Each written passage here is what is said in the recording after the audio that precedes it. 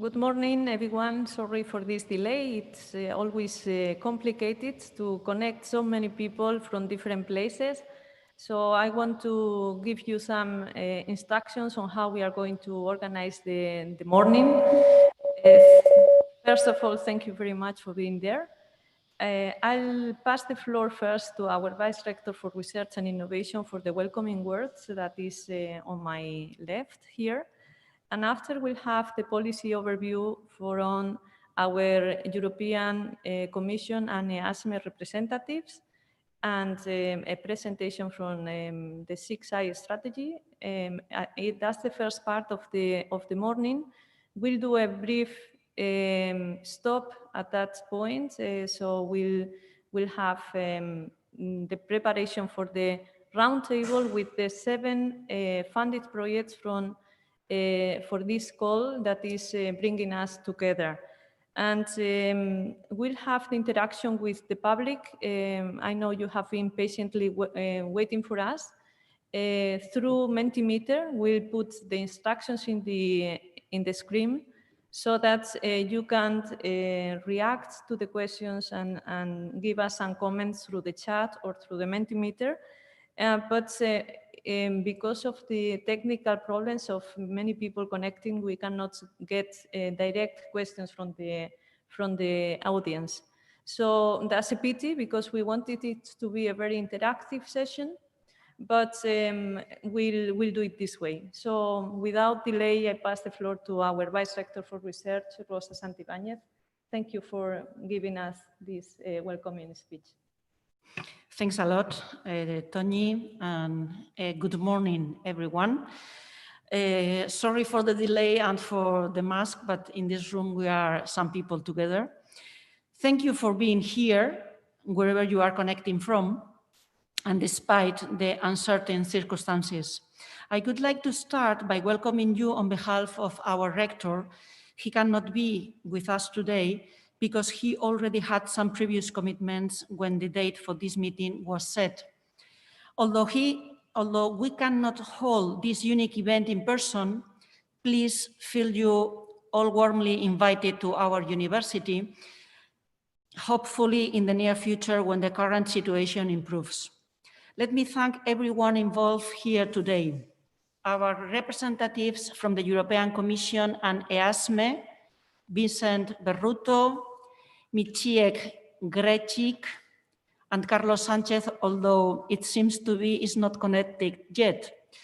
We have been able to look into the policy challenges we need to address from research and innovation. The 7 project teams sharing their work, some are ongoing and others are about to start. You will bring the responses to this topic of energy efficiency and demand from different approaches, methodologies, and applications. Our Y project officer and team for having coordinated the organization of this exchange and discussion. This has given you extra working hours during the summer break, we know, but this effort shows your commitment as agents of change. And finally, all the attendees for your interest and active participation in the discussion during this session. We may wonder what this gathering of the 7 projects funded by the European Commission under the same call for proposals can bring out. As you probably know, the Director General of Energy at the European Commission and the Energy Unit at EASME have launched a call during the past 3 years to address the complex issue of conceptualizing and modeling energy efficiency and energy demand from different angles of socio-economic perspectives. These 7 projects represented here today have been granted funding and have accepted the responsibility to address the challenges posed at the same time as they provided scientific progress and potential innovative solutions or applications. We would like this event to be a moment of reflective disruption in which all players are coming together and try to overcome a mindset that usually focuses on our own project, and therefore offer an opportunity to share and build a collective mindset.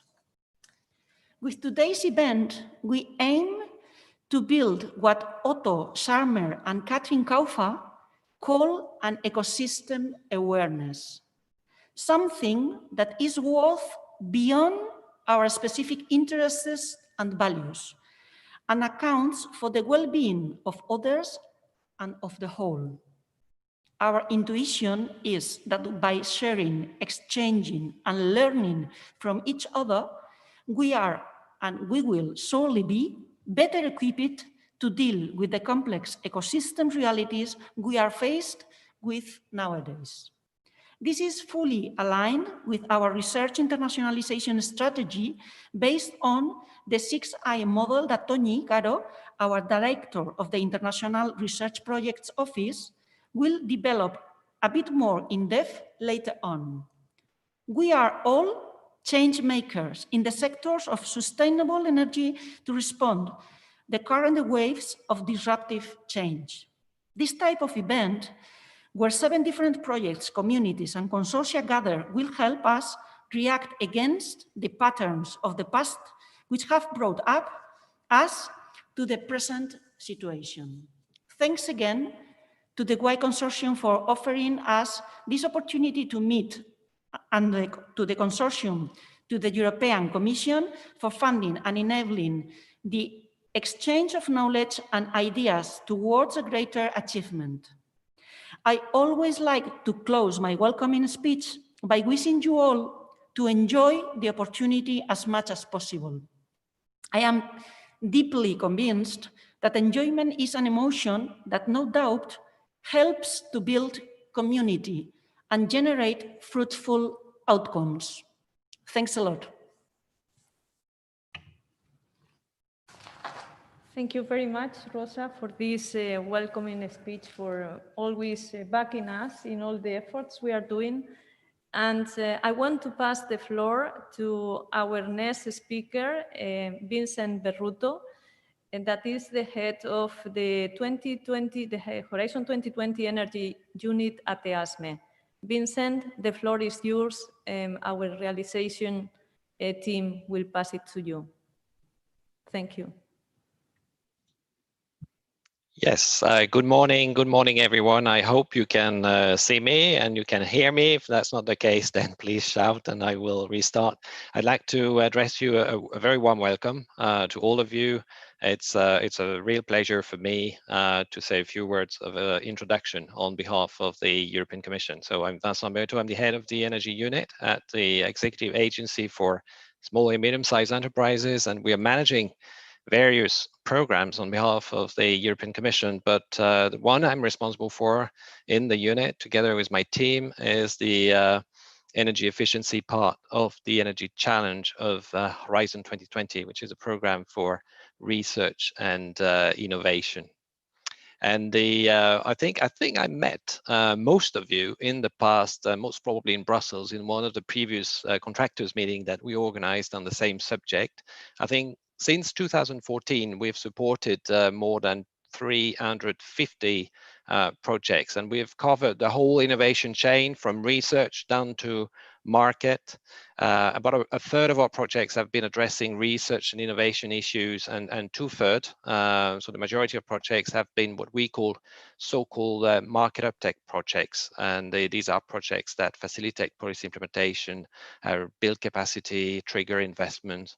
And the projects we will hear about this morning are very interesting. They belong to the first category, of course, they're research projects, and I think these projects are very interesting for many reasons. I mean, they not only have advanced science, have developed new knowledge, but have also been instrumental in providing policy feedback. And I'm very happy that colleagues from DG Energy can attend this meeting and speak also and tell us what they think about the results. But by way of introduction, let me say that I'm really thankful for the University of Deusto, in particular to Cruz Enrique Borges Hernandez, the coordinator of the Y project, for setting up this webinar. It started as as a regular kickoff meeting of a project, like everybody knows them. And then it turned out into a real cluster meeting, or an ecosystem, as you put it before, for most of our socioeconomic research projects. So we will have, we'll hear about 7 projects. And these projects all address the topic of socioeconomic research, which has been a priority in our energy efficiency calls since 2014. Altogether, this is, of course, more than 7 projects that we've supported. There were a total of 18 projects, and the public funding going to these projects amounted to close to 27 million euros. So that's quite a significant effort in this important field. In our first call back in 2014, that's when we started Horizon 2020, the research question was left fairly open. We funded 5 projects. They were the very first 5 in the Horizon 2020 energy efficiency program. We had Brisky project, for instance, which focused on the energy efficiency barriers and mainly on the discount rate, which at the time was very much discussed. We had Euphoria and Heron, which were 2 other projects focusing on the macro and the micro economics effects of energy efficiency measures. And we also had INBI and COMBI, two very interesting projects which focused on the multiple impacts of energy efficiency. For example, the COMBI project showed that at the very least, if we include multiple impact quantifications to energy efficiency impact assessment, then that would increase the benefit side by between 50 and 70%. And that's a very conservative estimate, as it excludes numerous impacts that could either not be quantified or monetized, or where any double counting potential existed. So, but that's the kind of result that we got into these with these first wave of projects. That was back in 2014. 2 years later, in 2016, we focused on consumers' behavior related to energy efficiency. And the proposals used multidisciplinary approaches and focused on the segmentation of consumers. They used both qualitative and quantitative methods to better understand consumers' behavior. We had 3 projects selected in 2016, the project Cheetah, which followed up from Brisky, and then we had Concede and Penny, which focused on barriers and investment choices related to energy efficiency. Now, the projects we will hear about in this meeting are newer. They were selected between 2018 and 2020, and they answered to 3 different but interlinked research questions aiming at enhancing energy modeling. In 2018, the question was how to make the energy efficiency first principle operational. And we selected 3 projects: EnerFirst, C Energies, SEE Energies, I don't know how you pronounce it, and EERA Data, which was the third of these projects addressing the energy efficiency first principle. In 2019, 1 year later, we looked at how to substantiate energy, all the energy demand side aspects in energy modeling. And the projects Y, for instance, which is hosting us now, was addressing this issue. There was another one, New Trends, which we will hear about, which also looked at that particular issue. And finally, this year, we had a first call closing early this year, and we selected 2 other projects which address the non-energy impacts of energy efficiency. And these were the MICAT and referee projects. Now, to be fully complete, there were also 3 other projects selected this year, which had to do with behavioral change. They're not present because they're not exactly related to what we will be discussing this morning, but projects Nudge, Ancient, Evident were also socioeconomic research. And if you're interested in that topic, and I'm sure you are, then I really encourage you to go and find some more information about these projects, which are just starting now. Now, I'm sure you're looking forward to hear about all these projects and their results, and me too.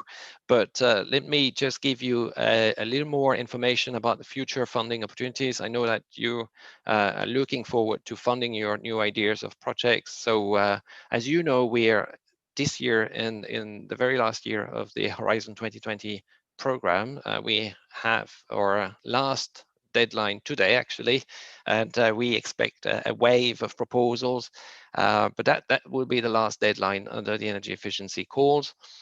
From next year onwards, we are starting the new multi-annual financial framework, so we will have new funding opportunities, and our activities that were mostly related to research and innovation will continue under the Horizon Europe program, which is the successor of Horizon 2020.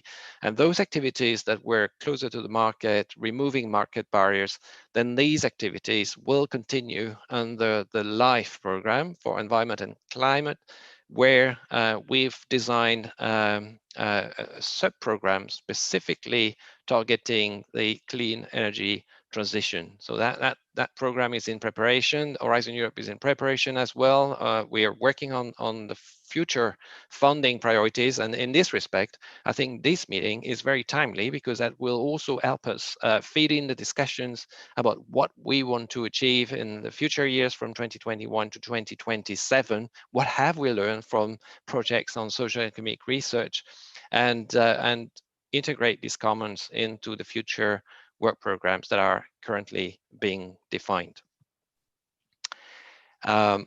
You can be sure that we will continue to be funding projects that support policy definition and policy implementation, but more information about that will come very soon. So in the coming months, a lot will happen, and you will get more information about that.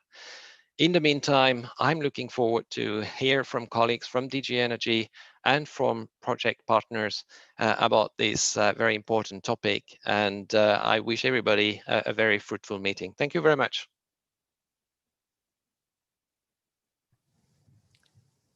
Thank you very much, Carlos. Vincent, sorry, we are just following up Carlos to connect. So this is, yes. So it is very nice to see the projects from another perspective. We are all engaged in making the projects, in presenting proposals. So you have the overview of all the projects. So thank you very much for giving us these inputs. And I will pass the floor now to Maciek Grecik from the Directorate General for Energy at the European Commission. So Maciek, the floor is yours. Thank you and good morning, everyone. I'll just try to share my screen in the presentation.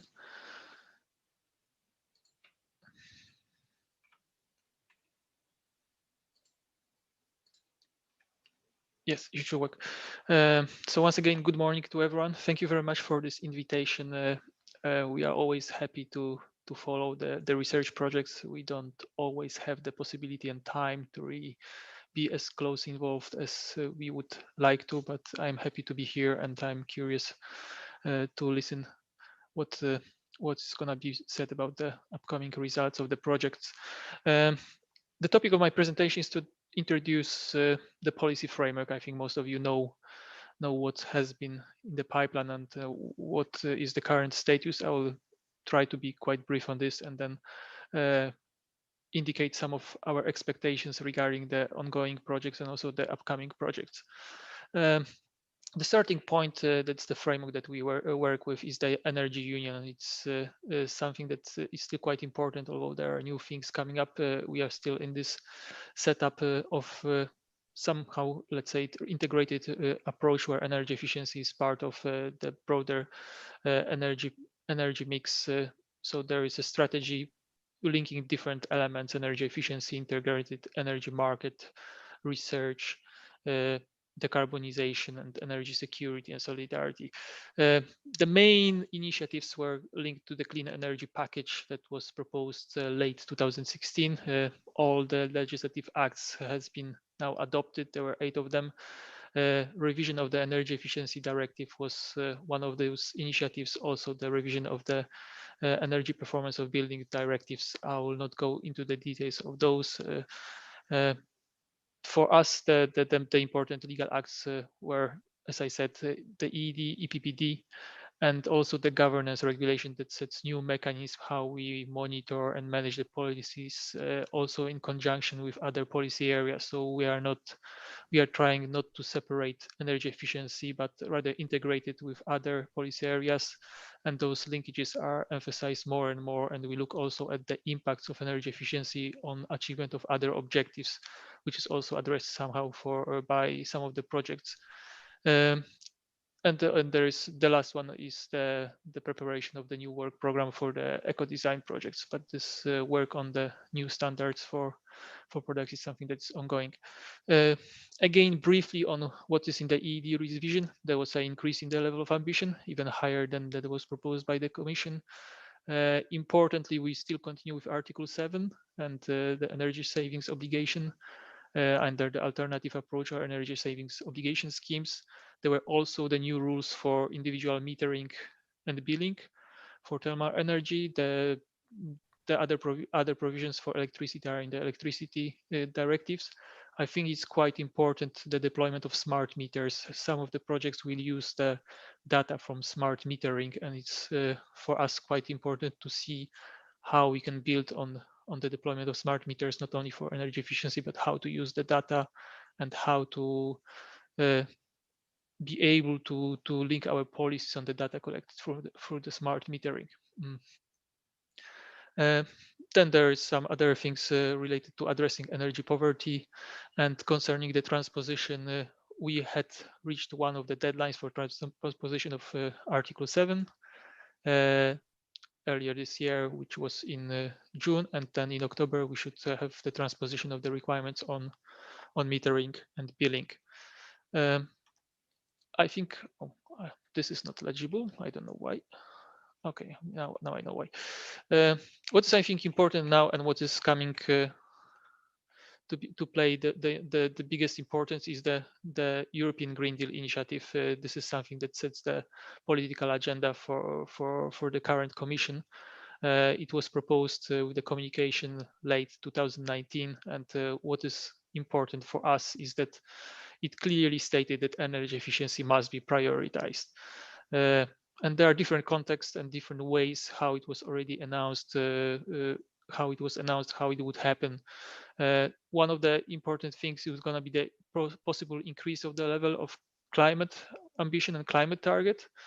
There is bigger importance or emphasis on the building. So there is a new renovation wave initiative focus on financing, and also there is a clear objective to make the energy efficiency first principle being operationalized and applied across the energy system decision making and investments, but also even why they're going beyond the energy system. So if we look at the major time axis for the imminent actions, this is how it looks like. There were already some initiatives adopted in the spring on industry.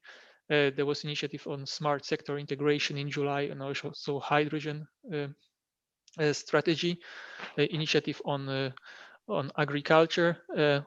We try to put energy efficiency to those initiatives. Energy efficiency is quite prominent in the sectoral integration strategy. And for the upcoming initiatives, in September, there is a big initiative related to the higher climate target ambition, which is to be presented next week. In conjunction, there is going to be the first assessment of the national energy and climate plans that are the result of the new governance regulation. And as I said, this integrated approach where energy efficiency is part of the broader policy mix. And more detailed assessment of the plans is going to come later in autumn, sometime in October, where detailed assessment of specific national plans is going to be presented. Also, later this year, we expect the renovation wave initiatives. As I said, buildings are going to play a very important role now. There's more emphasis on the support of the renovation rate to make the renovations also deeper and increase the renovations. And later on, this in 2021, in conjunctions to the increased level of climate ambition, we also aim at the revision again of the energy efficiency directive and the renewables directive. Most likely the renovation wave also will look at the targeted or partial revision of the energy performance of buildings directive. So yeah, we've just proposed, well, adopted new legal texts. They are supposed to be transposed, but as we can see, we again will need to revise them. This is linked basically to this new ambition and the general objective for the climate neutrality in 2050. And energy efficiency is something that is going to play a very prominent role in those initiatives.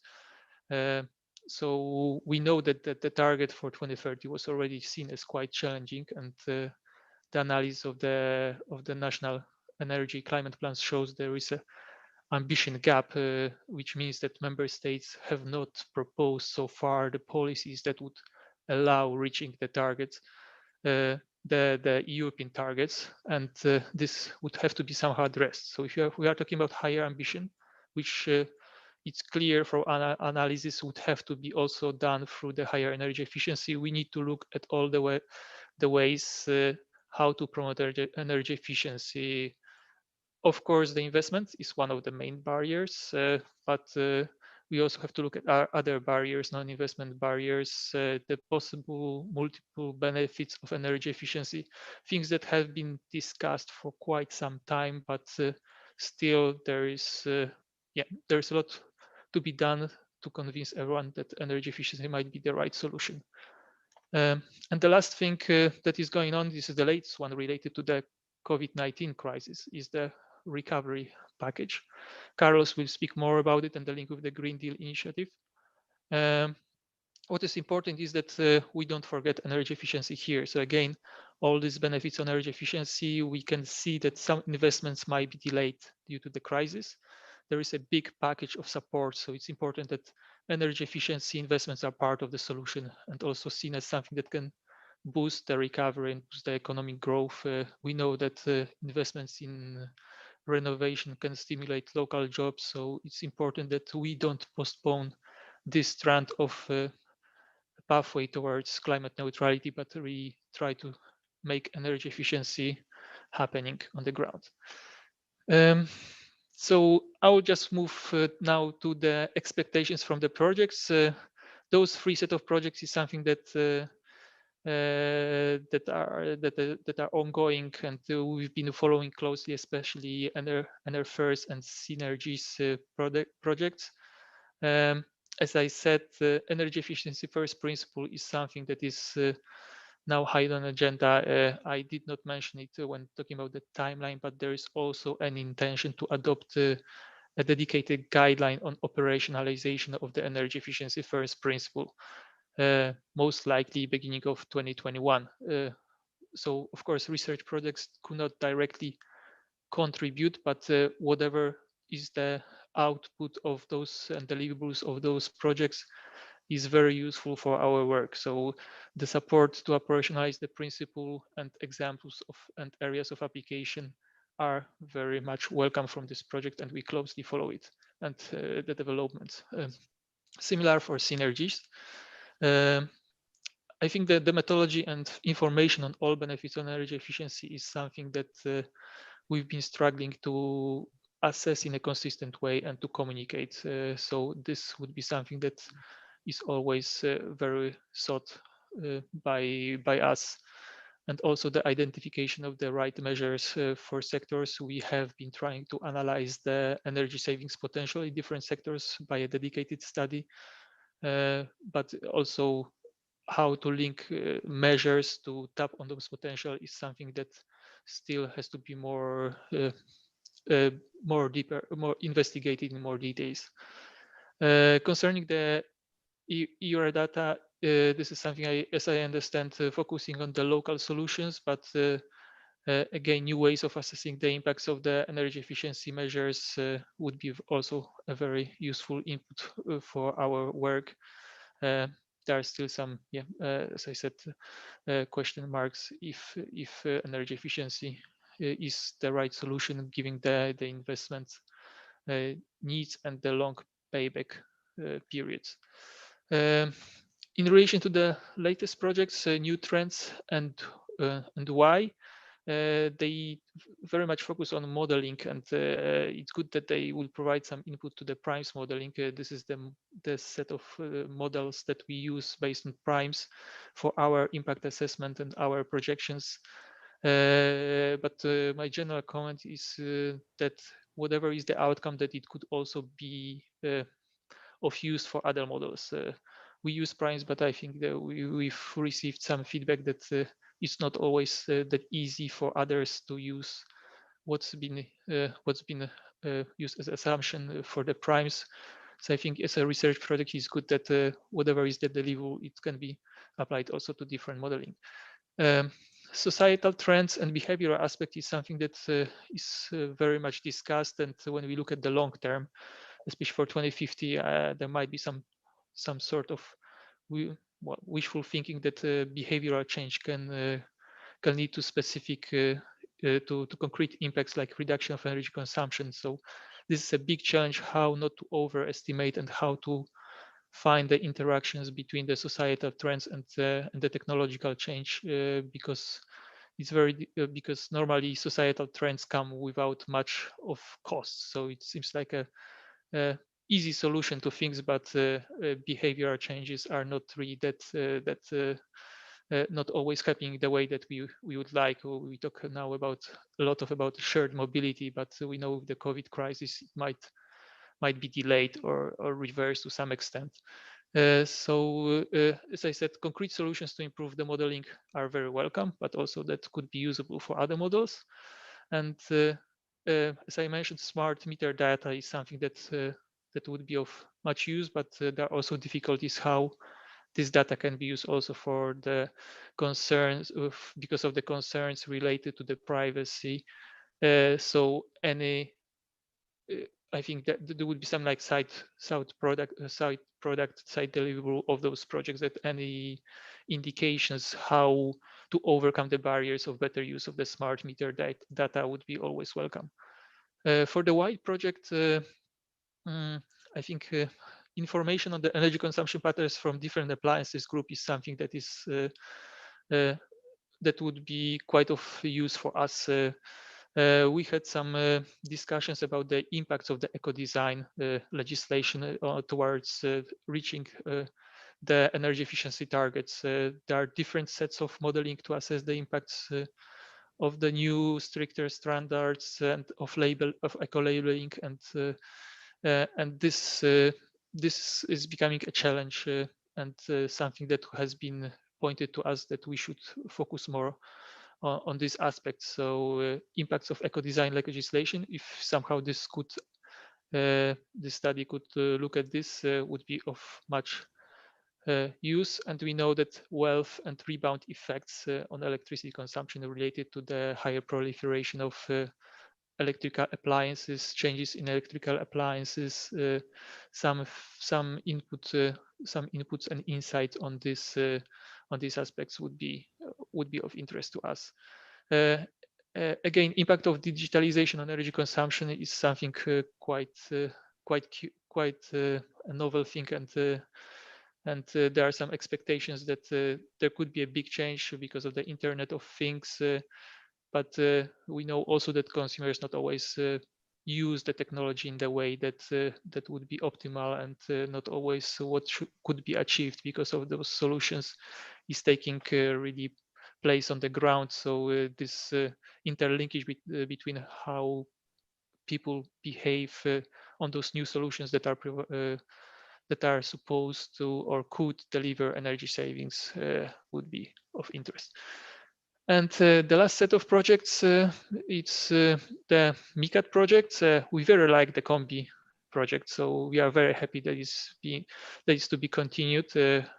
It's as I said, the multiple benefits of energy efficiency is something that we want to really have more information about and more emphasis in our communication. So So we are very curious and about the outcomes of the projects. It also builds on the Odyssey Mur database. So there are two solid projects, and I hope this gonna deliver quite interesting findings with more comprehensive assessment and quantification of the wider benefits, and also possible. And also, it would be nice if the tool was would be possible easy to be updated. We have quite a lot of new scenarios being done with new input of the data. So if we want to support our communication, it's always good if those tools can be tweaked without much of efforts or hassle. And I think this is something also quite a general point for all the projects, that there are different tools being developed, different modules for the modeling or modeling. But if they go separately and they cannot be used for other projects, they often get forgotten, even if these are very good projects. As for the referee project, I would just say that making sure that other projects in the area are well considered. We have also the project, we have as our own study that looks at the evaluation of policies. And I think Wolfgang knows about it because Fraunhofer is involved in it. It's a shorter and quicker study, but it's still going to take 2 years. And again, the interlinkages between all the projects are quite important. So we take the findings from one project or different studies and see if this could be improved or built upon, rather than creating something new that cannot be replicated. And again, if the tool is developed, it would be nice if it could be easily adjusted and updated. And as always, it's very important for us that there is a very good explanation of results and assumptions. Sometimes we see the results that look promising, but if we dig deeper, then we see that, for example, I've seen the project, then that there was assumption for one of the scenarios that renovation rate is at 7%, which is highly unlikely. So if all those are well spelled out, it's always of a help to use those results for our purposes. I think I already took too much time, so I'll finish. If there are some questions, we can discuss it later. Thank you.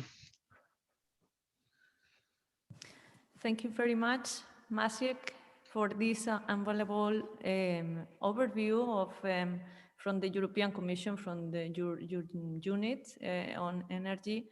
I think all the projects will take notes on your inputs afterwards, and we'll follow up the projects, and each of the consortium will give you feedbacks as they progress. I'll pass the floor to Carlos. He's connected now, and we'll ask you to be as short as possible, Carlos, although you have lots of things to tell us about the recovery plan, etc. But we'll try to keep our session in the time frame for the public. So thank you very much. Carlos, the floor is yours.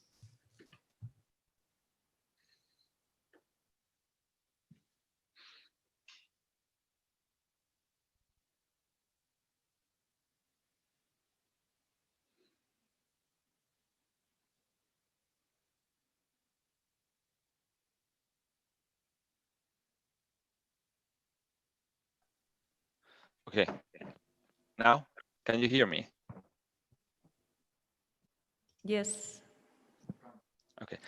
Hola. So hello, my name is Carlos Sanchez Rivero. I'm working in the energy. I'm working in Machev's unit as well. I'm the team leader of the energy efficiency finance team. And I will try to keep it very short. I will try to give you a very short overview of the recovery plan for Europe and how it's linked to the European Green Deal in the framework of energy efficiency investments. Yeah, first, what I would like to say is that, well, we all know that the COVID crisis has really shaken Europe and has testing our healthcare, our welfare systems, the whole society and our economies. And this not only also our way of living and working together. So in order to help to repair the economic damage, but also the social damage, the coronavirus has created, the Commission proposed on the 26th of May the EU recovery plan, the so-called Next Generation EU. Following that, on the 21st of July, the EU leaders agreed on this recovery plan, together with the multi-annual financial framework for the period 21 to 27. Now we are in a situation where the negotiations with the European Parliament will follow, and the idea is that this package could be finalized as soon as possible, together with all the legal acts. So the package includes a twofold response. The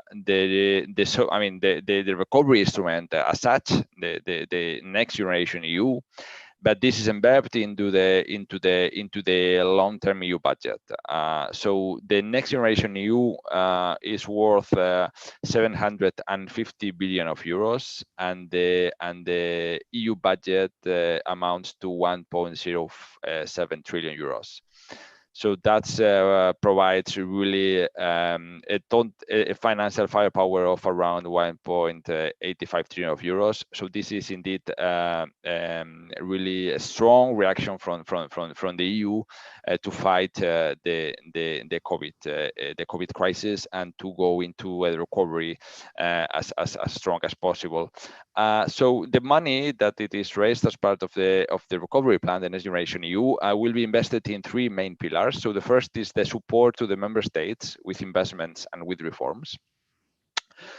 So here we know that public investing has to play a vital role in the recovery. So the bulk of the funding of this Next Generation EU will go to member states. Will be made available to member states to implement their investments and to implement the key reforms as part of this national recovery and resilience plans that they need to put in place by the end of April next year.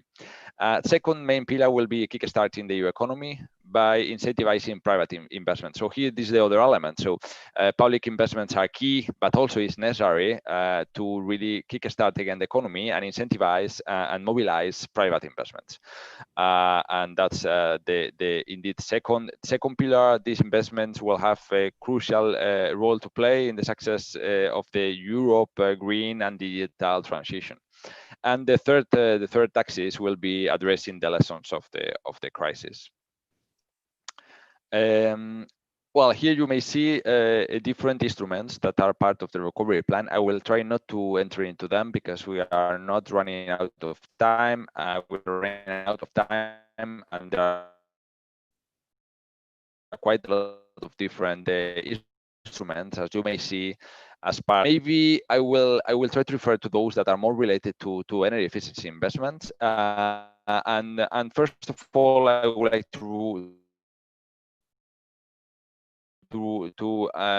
talk about the European Recovery and Resilience Facility package. It really would represent around 85% of the total of the recovery plans, which amounts around 672 billion of euros. You know, this will contain loans, will also contain grants, the member states to fight the COVID crisis and really enter into the process of their recovery. These plans that the member states has to import, as we can see there, both the green and the digital transition. So when it comes to green transition and energy efficiency, these plans will need to be in line with the national recovery, with the NECP, energy and climate plans. That's very important to climate transition when it comes to energy. Therefore, and yeah, that's indeed quite relevant. There are some other elements important as well as, for instance, React-EU, that it is a reinforcement on policy funds. You know, the cohesion policy funds has been playing always a very strong role in terms of in the next MFF, and it will be even reinforced. Under the second pillar, kickstarting the economy, incentivizing and facilitating private investments, will have InvestEU. InvestEU will be as well a key element of the next years of the recovery and the response of the. This is the flagship Europe program to mobilize lending and guarantees in order to invest in private projects in strategic areas. Sustainable infrastructure window that will provide support to projects in renewable energy, energy efficiency, and in particular with a strong focus on building renovation. So in cooperation with the European Investment Bank and other implementing partners, the InvestEU, the Commission will put in place and develop financial products targeting energy efficiency in buildings, targeting energy efficiency in industry, and supporting SMEs. This will be complemented by technical assistance and other quite a relevant element, and we are talking here about Elena when it comes to energy efficiency, and that's very important to prepare strong project pipelines. As you know, when it is in energy efficiency investments, this need is clear because of the need to reach a size that it is big enough to be bankable. So finally, I will just try to go to them, because I think we are really running out of time, and try to make the link between the green transition and the recovery plan. As I said at the beginning, the green transition is really at the heart of the recovery plan, and to give you just a very clear indication of that, both the recovery and the general budget will need to have a 30% of this budget should be earmarked for actions that contribute to the climate goals of the European Green Deal. I think that's really important. We had in the previous MFF a 20% mainstreaming. Now we have turned into a 30% climate mainstreaming. So that's indeed a very important element. And it shows how the Commission and how the EU is setting as a clear a primary priority the European Green Deal, the green transition, and how important energy efficiency is in this environment. With that, I think it has been really a pleasure. Sorry, I have had some IT problems in the process, so we didn't manage to follow completely all the previous interventions. But looking forward to hear to all of you. And with that, I pass the floor back. Many thanks. Thank you very much, Carlos. I think this is not an easy task. What we ask you today to the three policymakers in Brussels to compress in such a small time the big amount of packages you are holding or you are trying to put together. And but that's what we wanted to do, to have this policy overview to start with, because that's what give us the vision for our projects to move onwards. So now is my turn. I will finish this overview part with this presentation. This is the 6I strategy that we have been putting together at the University of Deusto here for some years now. And I want to start with this, my presentation, with this impressive view of the Earthrise capture by Apollo 8 in Christmas Eve in 1968. And I think this was the first time we saw the Earth from an outsider's perspective. And perhaps with this image, we have the realization that we are moving in this infinite blackness altogether.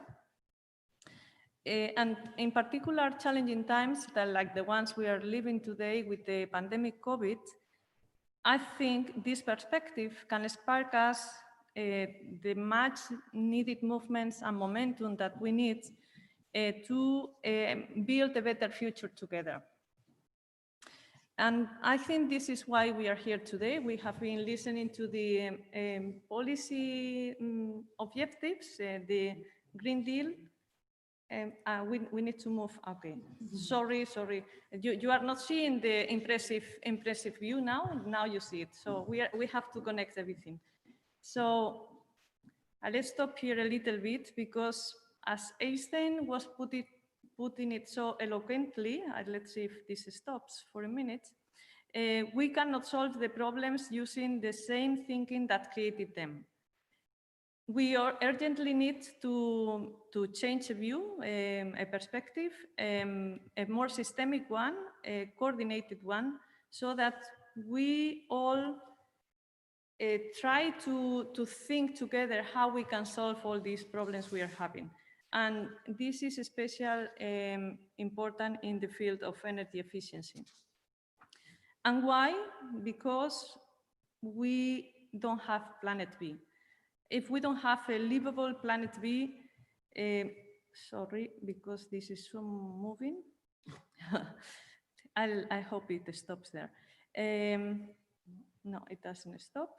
So let's see. Give me a second.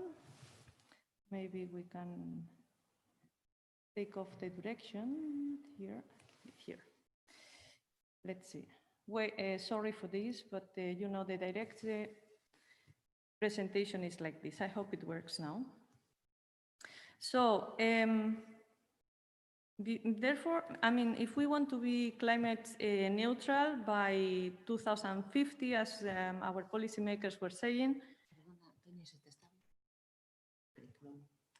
it goes, yeah.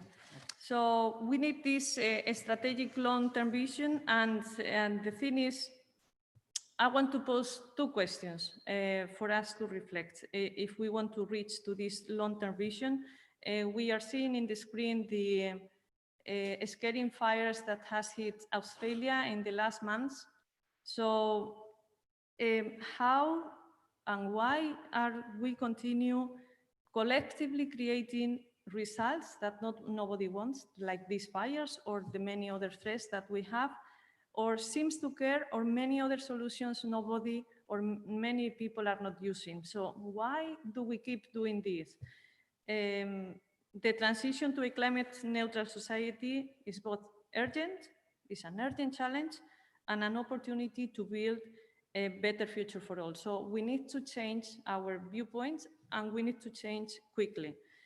And the second question is, what strategies do we need that help us to make the shift of viewpoints so that we can work towards a healthy and livable planet, and we need to coordinate together. So we have been working in this model of change, and we have been engaged for some years now. And what we have learned is that we need to coordinate and to integrate all these elements that start with an I. So we have the 6I strategy, because when we have this comprehensive systemic view, and we are applying this to the internationalization for research that our vice rector was mentioning at the beginning. So this is institutional change, but we can do this more at the systemic level. If we take, for example, this energy efficiency matter, because we think that if we take the collaborative effort together, the three first I, the international, intersectorial, and the interdisciplinary, we have the right people working together for making a better effort. So that's part of the issue. And the other one is how we envision this impact, the innovation and the inclusion that I will explain little by little, but in a brief time, period of time, because I'm conscious of the issue. So for us, internationalization is the key. And there are two levels, the policy level. That's why we have been going through this policy arena before in the first part of the session. And the second level is the project level, and that's what our project coordinators and consortia will do just afterwards. At the policy and strategic level, the systemic overview helps us overcome our specific interest, the ecosystem awareness that we are all installed on. So usually it's the interest of my company, the interest of my research group, my project, my career, you name it.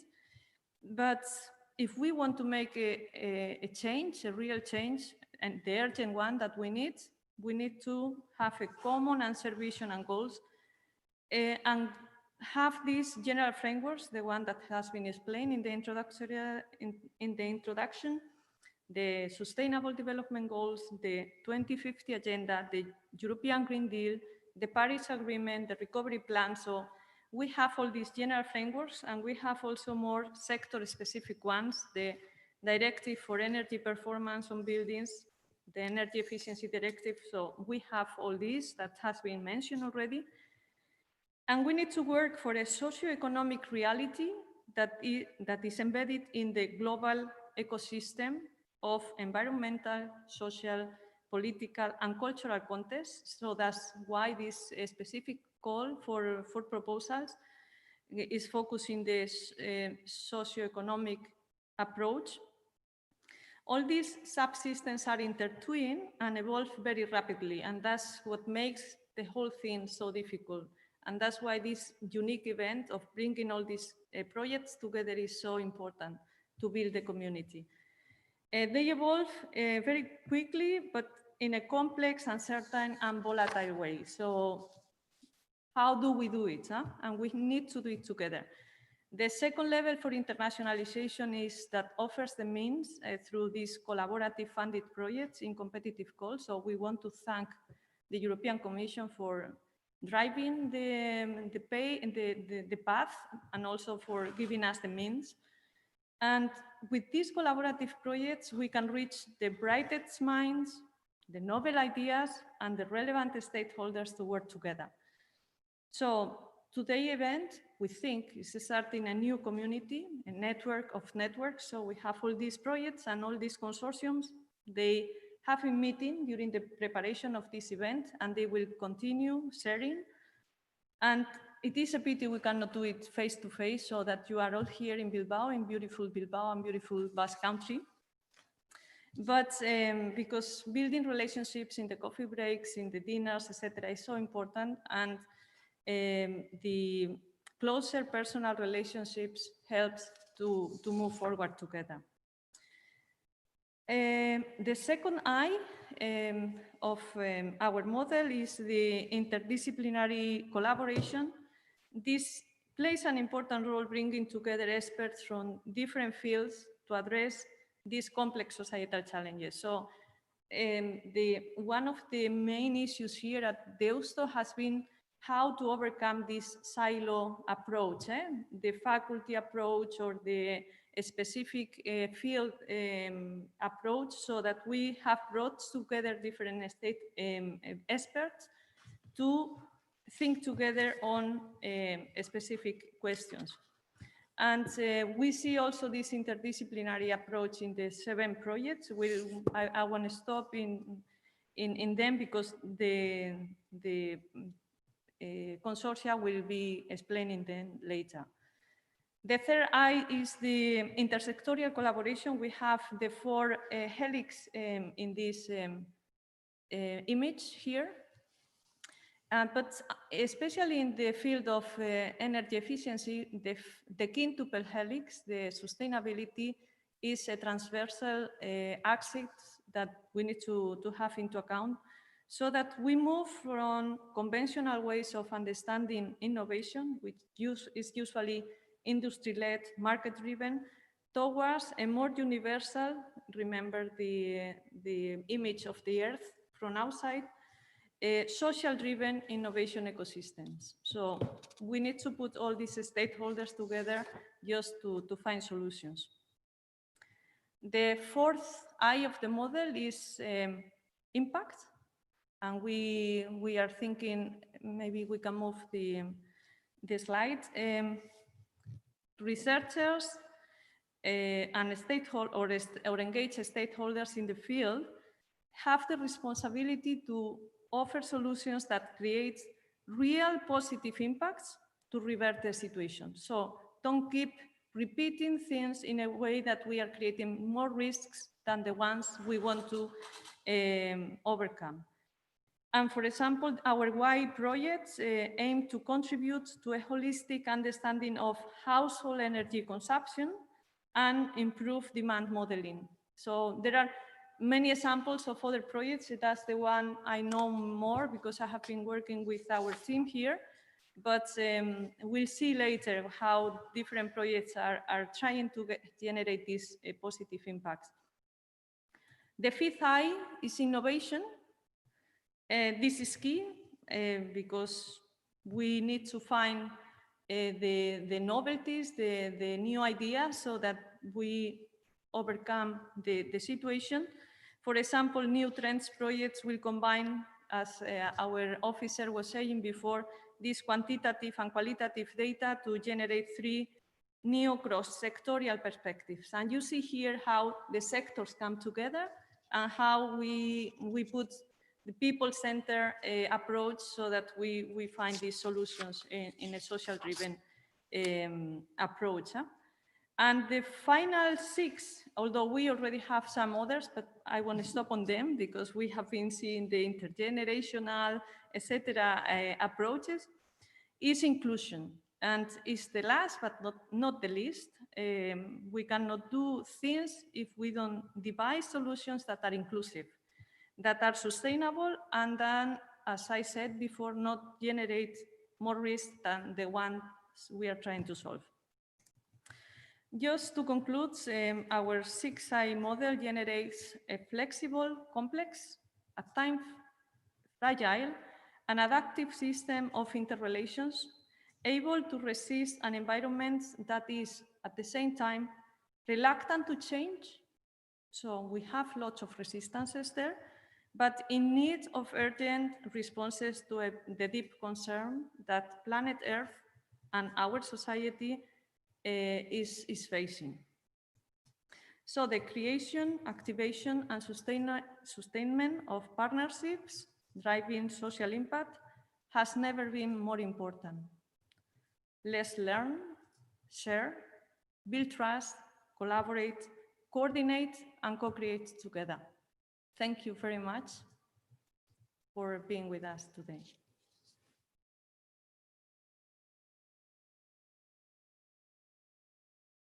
So, and now it's a pity you are not here just to share and to give us some feedback, but we have to continue because we have a very packed program. So we will start the presentation of the project. So I will ask each of the consortia, of the representatives of each consortium, to be very short, to keep focusing on the key messages of what your project is trying to offer to answer this call, and so that we are dynamic and we can share the meaningful parts of the projects. Okay. So we will start with the NRFirst projects, and we will give the floor to Blasis Oikonomou. So I don't know, Blasis, if you are ready for starting. The floor is yours. Microphone on, please. Can you, yeah. Blasis, your mic is off. Excuse me, you're right. Okay. So I hope you can hear me now. So thanks a lot for the invitation, for this kind invitation, and congratulations to the initiative. I'm representing here the NFirst project, which we are running together with my colleague Jean-Sebastian Brock. And this presentation normally should be held by me and Tim Mandel from Fraunhofer. Tim is on holiday, so I will just showcase briefly what we have been doing so far. Primarily, this it was mentioned before by the ASME officers and you on the NFIRST. This was indeed one of the projects selected in this round on the energy efficiency first principle. And what we try to do is mainly to define the principle. Okay, this was the initial part, and then to see how this principle has been applied in the EU internationally, but also to some specific countries, and to also select the priority areas. Then the other part of first is to assess the value of applying the energy efficiency first across different policy areas, and of course come up with quantifications. The focus is on buildings. Of course, we're taking into account other sectors, but as we have already agreed, the primary focus would be on buildings. We have to keep in mind that this was not a modeling project per se, so modeling is just one element of NFIRST. It's more a policy type of project, and therefore you will see further on, and you can speak also to my colleagues afterwards on how the entire modeling has taken place.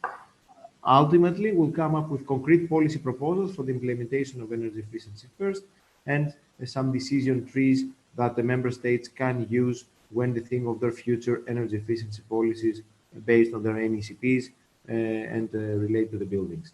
Now, this is more or less, you can see the analysis of how it looks like, the structure of NFIRST.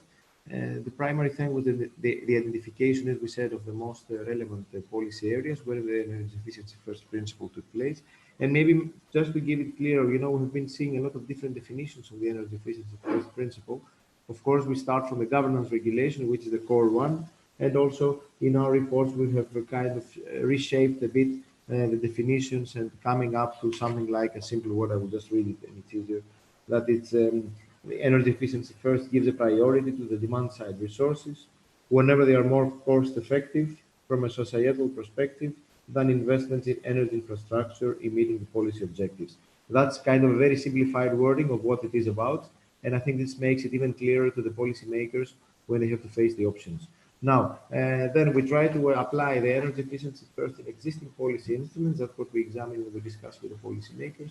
And we try to assess how the international experience can be implemented in the EU or not.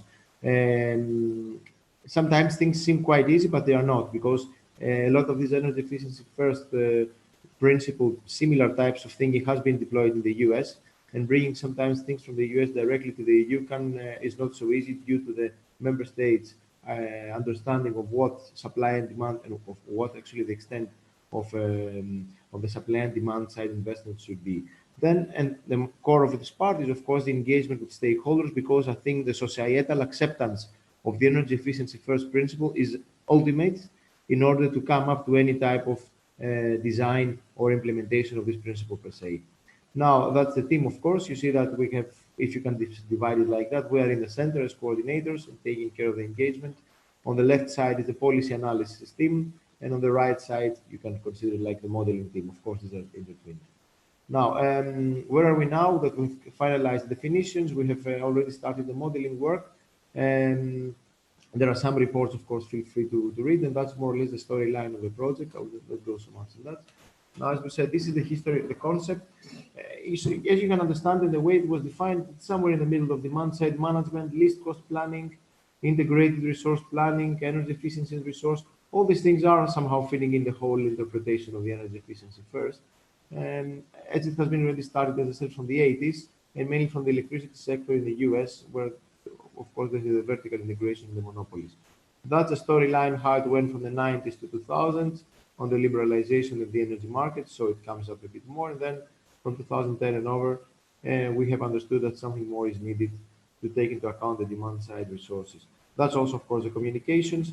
And indeed, as it was mentioned before by the Commission, it's very much linked now, and it's getting more and more linked both to the NECPs, but also to all this, to the EED, to the update of the EED, and also to the Article 7. It's getting one of the important elements that can feed in the Article 7 discussion.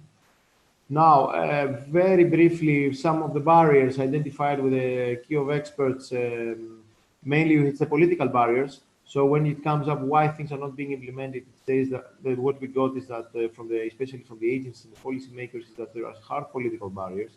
Um, it should be first, and it's mainly a political decision to be taking place, and policymakers are not so easy willing to make this type of change, as they do promise infrastructure. Then the majority of respondents stress the lack of expertise, knowledge, and awareness of understanding. So it means that there is more practice dissemination is required for the good practices in case studies. Why is that? When we start the first discussion, it all starts from zero, and it's not true. Policymakers, when they even consider it in the NECPs, and what we saw, the NECPs did not really mention so much energy efficiency first, mainly just a paragraph or a one page, but not really something in practice. This means that they have not understood, or they have not really seen that these things have worked in other countries, and some practical examples can be taken up by their own countries. Then implementing the first can work only if every actor understands what it means for them. As I said, this engagement is very important. Otherwise, if we don't have social acceptance, investments will not take place. Multiple benefits, a lot of projects running, and indeed there's a NICAT and all the other projects, the COMBI, etc. They need to be considered and communicated more effectively on stakeholders. It's one means of persuasion in gaining the social acceptance. And then they making it first a common practice would require the cultural change. That's what you have already discussed, and it's important to break the silo thinking. So a lot of studies have taken place to understand why supply side are given priority, and that's what we have to combat. Then the general question discussed in the modeling workshop is what does taking into account the first principle mean when modeling long-term scenarios? And I'll just go very one slide and two slides and we're done. And what methodological change or challenges does this involve?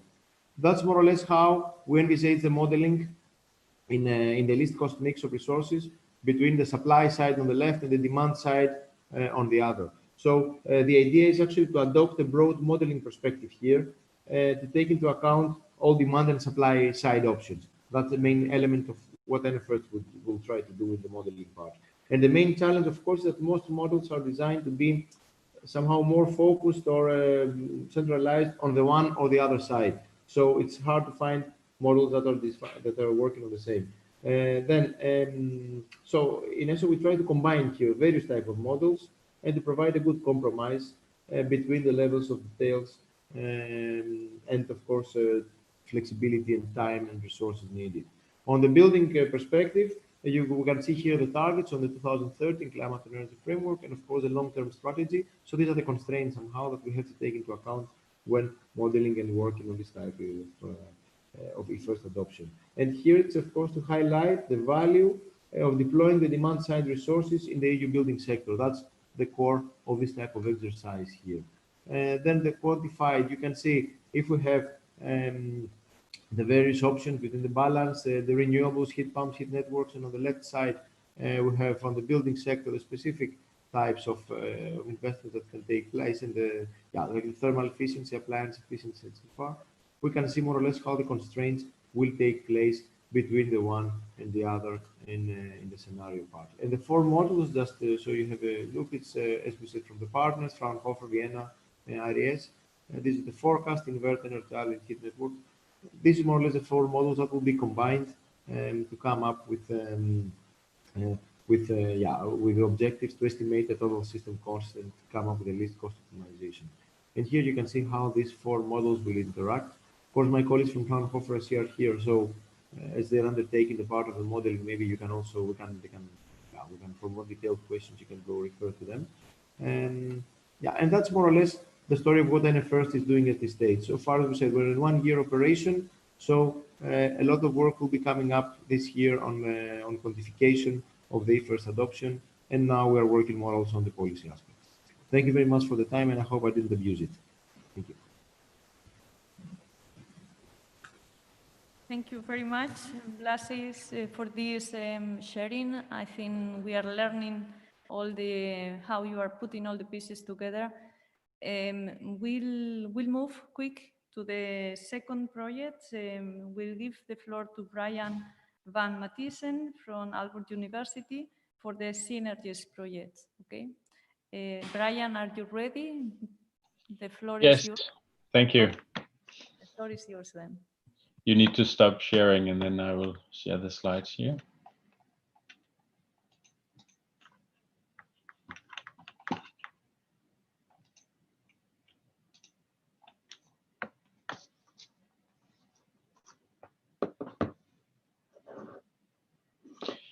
Okay, so I am the coordinator of the Synergies project, where we're looking at quantifying synergies between the energy efficiency first principle and renewable energy systems.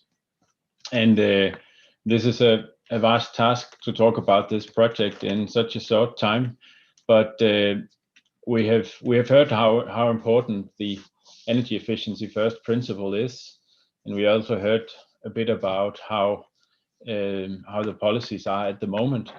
I would say in this project we are challenging the policies that are currently there, but also hoping to give input to the new policies that are coming up.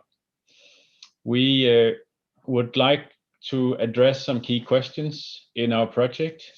How do we prioritize energy efficiency measures today that also have an effect in the future?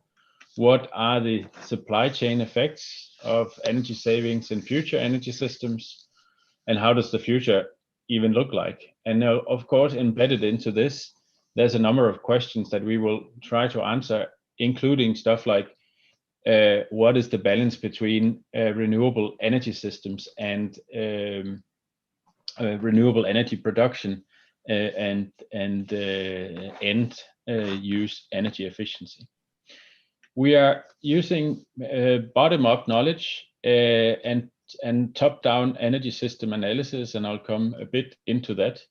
But we are looking at energy efficiency across the supply chain. So that means we're looking at end savings. We're looking at the conversion. We're looking at the energy system designs, and we're also looking at mapping. So what are actually the spatial implications? And our results are trying to make the energy efficiency first principle operational by understanding the effects on the primary energy supply, understanding the effects on the environment, on the socioeconomics, and on health, and sort of added other effects of energy efficiency. We're using state-of-the-art knowledge for the sectors that we're addressing, trying to address best practices, and the results will be formulated in some kind of policy suggestions. In order to do that, as mentioned, we need to have a bottom-up approach. So we start by understanding how is the energy system and energy efficiency actually looking like right now, and we want to map and understand this in the different sectors that we're looking at. We need to then combine that in energy systems, and we will put it on also some kind of visualization map. The modeling approach is taking departure in sort of three main sectors. We're looking deep into the buildings, we're looking deep into transport, we're looking deep into industry, and then we're looking at deep into the energy grids, and then we're combining that in our modeling approach to understand what the energy efficiency impacts can be. So we really have a bottom-up understanding, and for example, for buildings, what we're trying to do is to create cost curves for the different types of buildings that we have in Europe, which we are then addressing and combining with the supply system to understand what kind of level are we actually looking at should be reasonable for the buildings to be refurbished.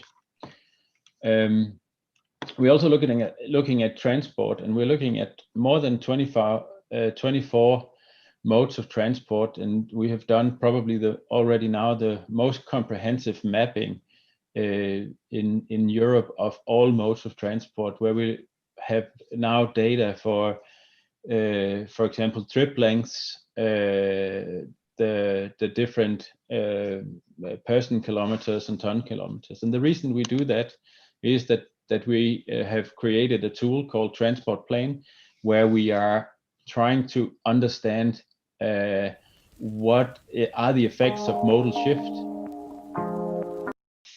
growth rates in transport, what are the costs of infrastructure, what are the costs of electric vehicles, in order to have an energy efficiency understanding of the transport sector. And we're using this bottom-up knowledge in our energy system analysis.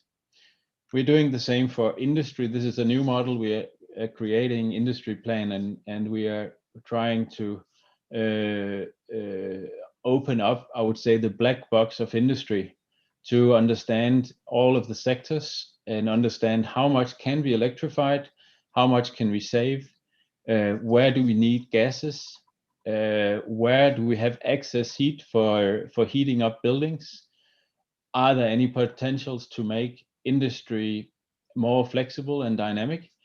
And again, we're using this to create some scenarios for the industrial sector in Europe, and then try to combine that into energy system analysis.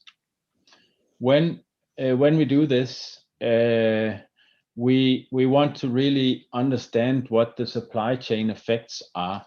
And of course, if you do savings in the end, or if you do another type of conversion, for example, switch an internal combustion engine with an electric vehicle, or put in a district heating grid instead of a gas grid, that will mean something upstream.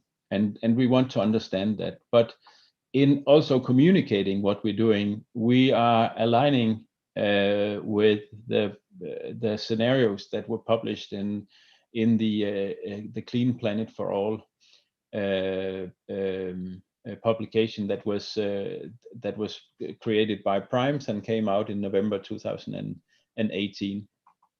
And I guess everybody here knows quite a lot about what these scenarios contain, so I won't go deeper into them. But in my opinion, they are really addressing the problem in the same way, all of them.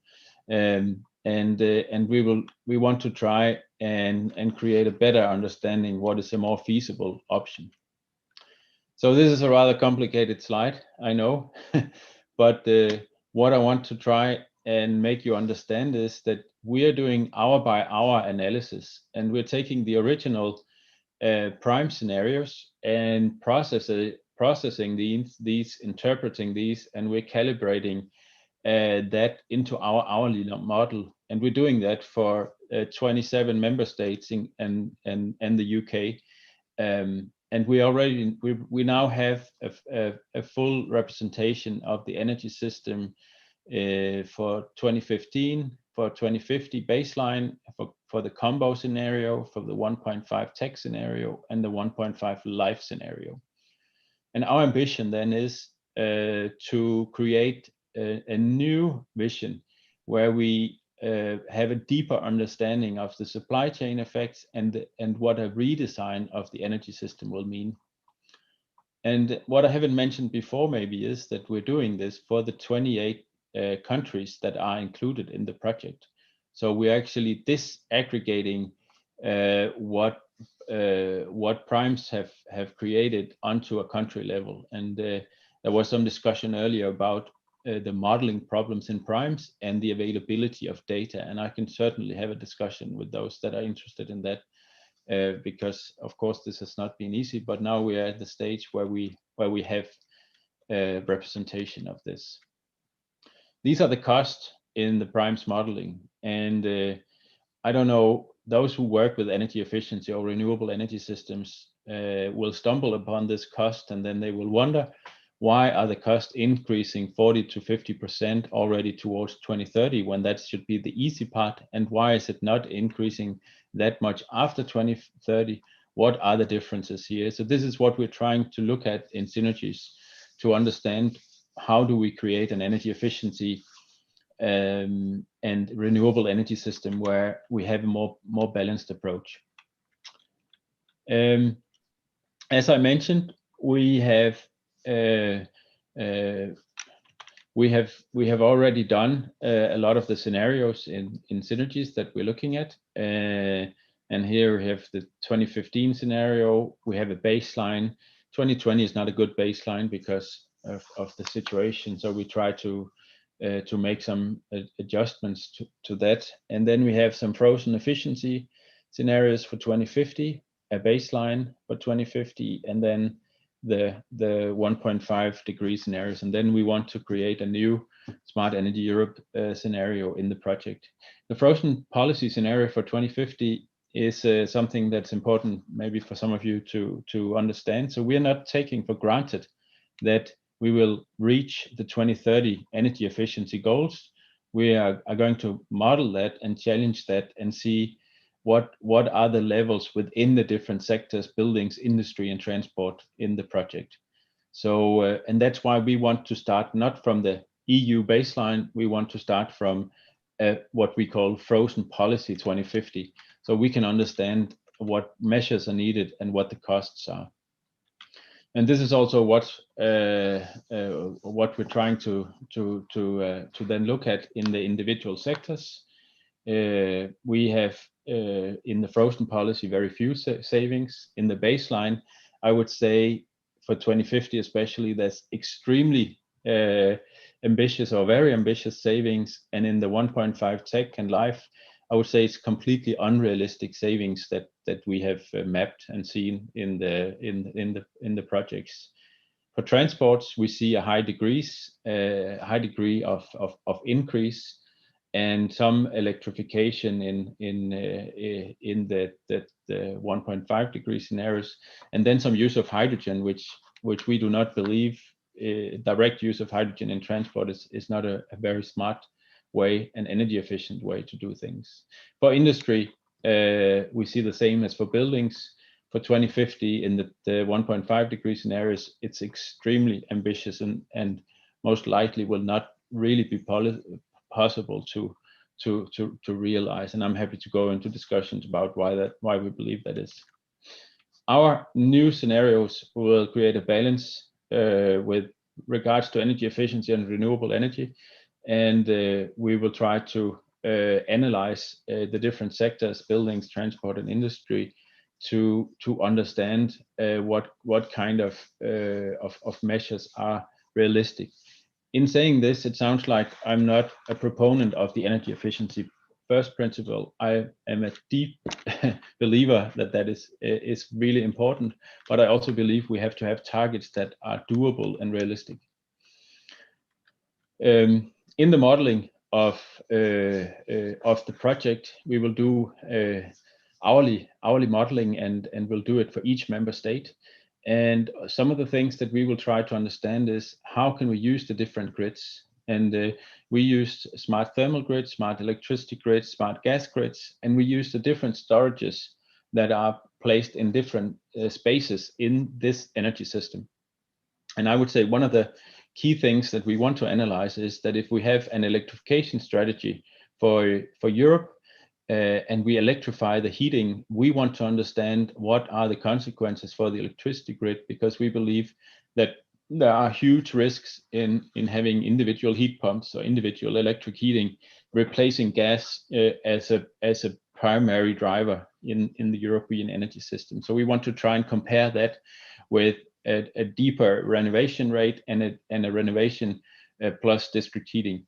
So that's just one example of some of the things that we're looking at, also into the grids and into the energy storages.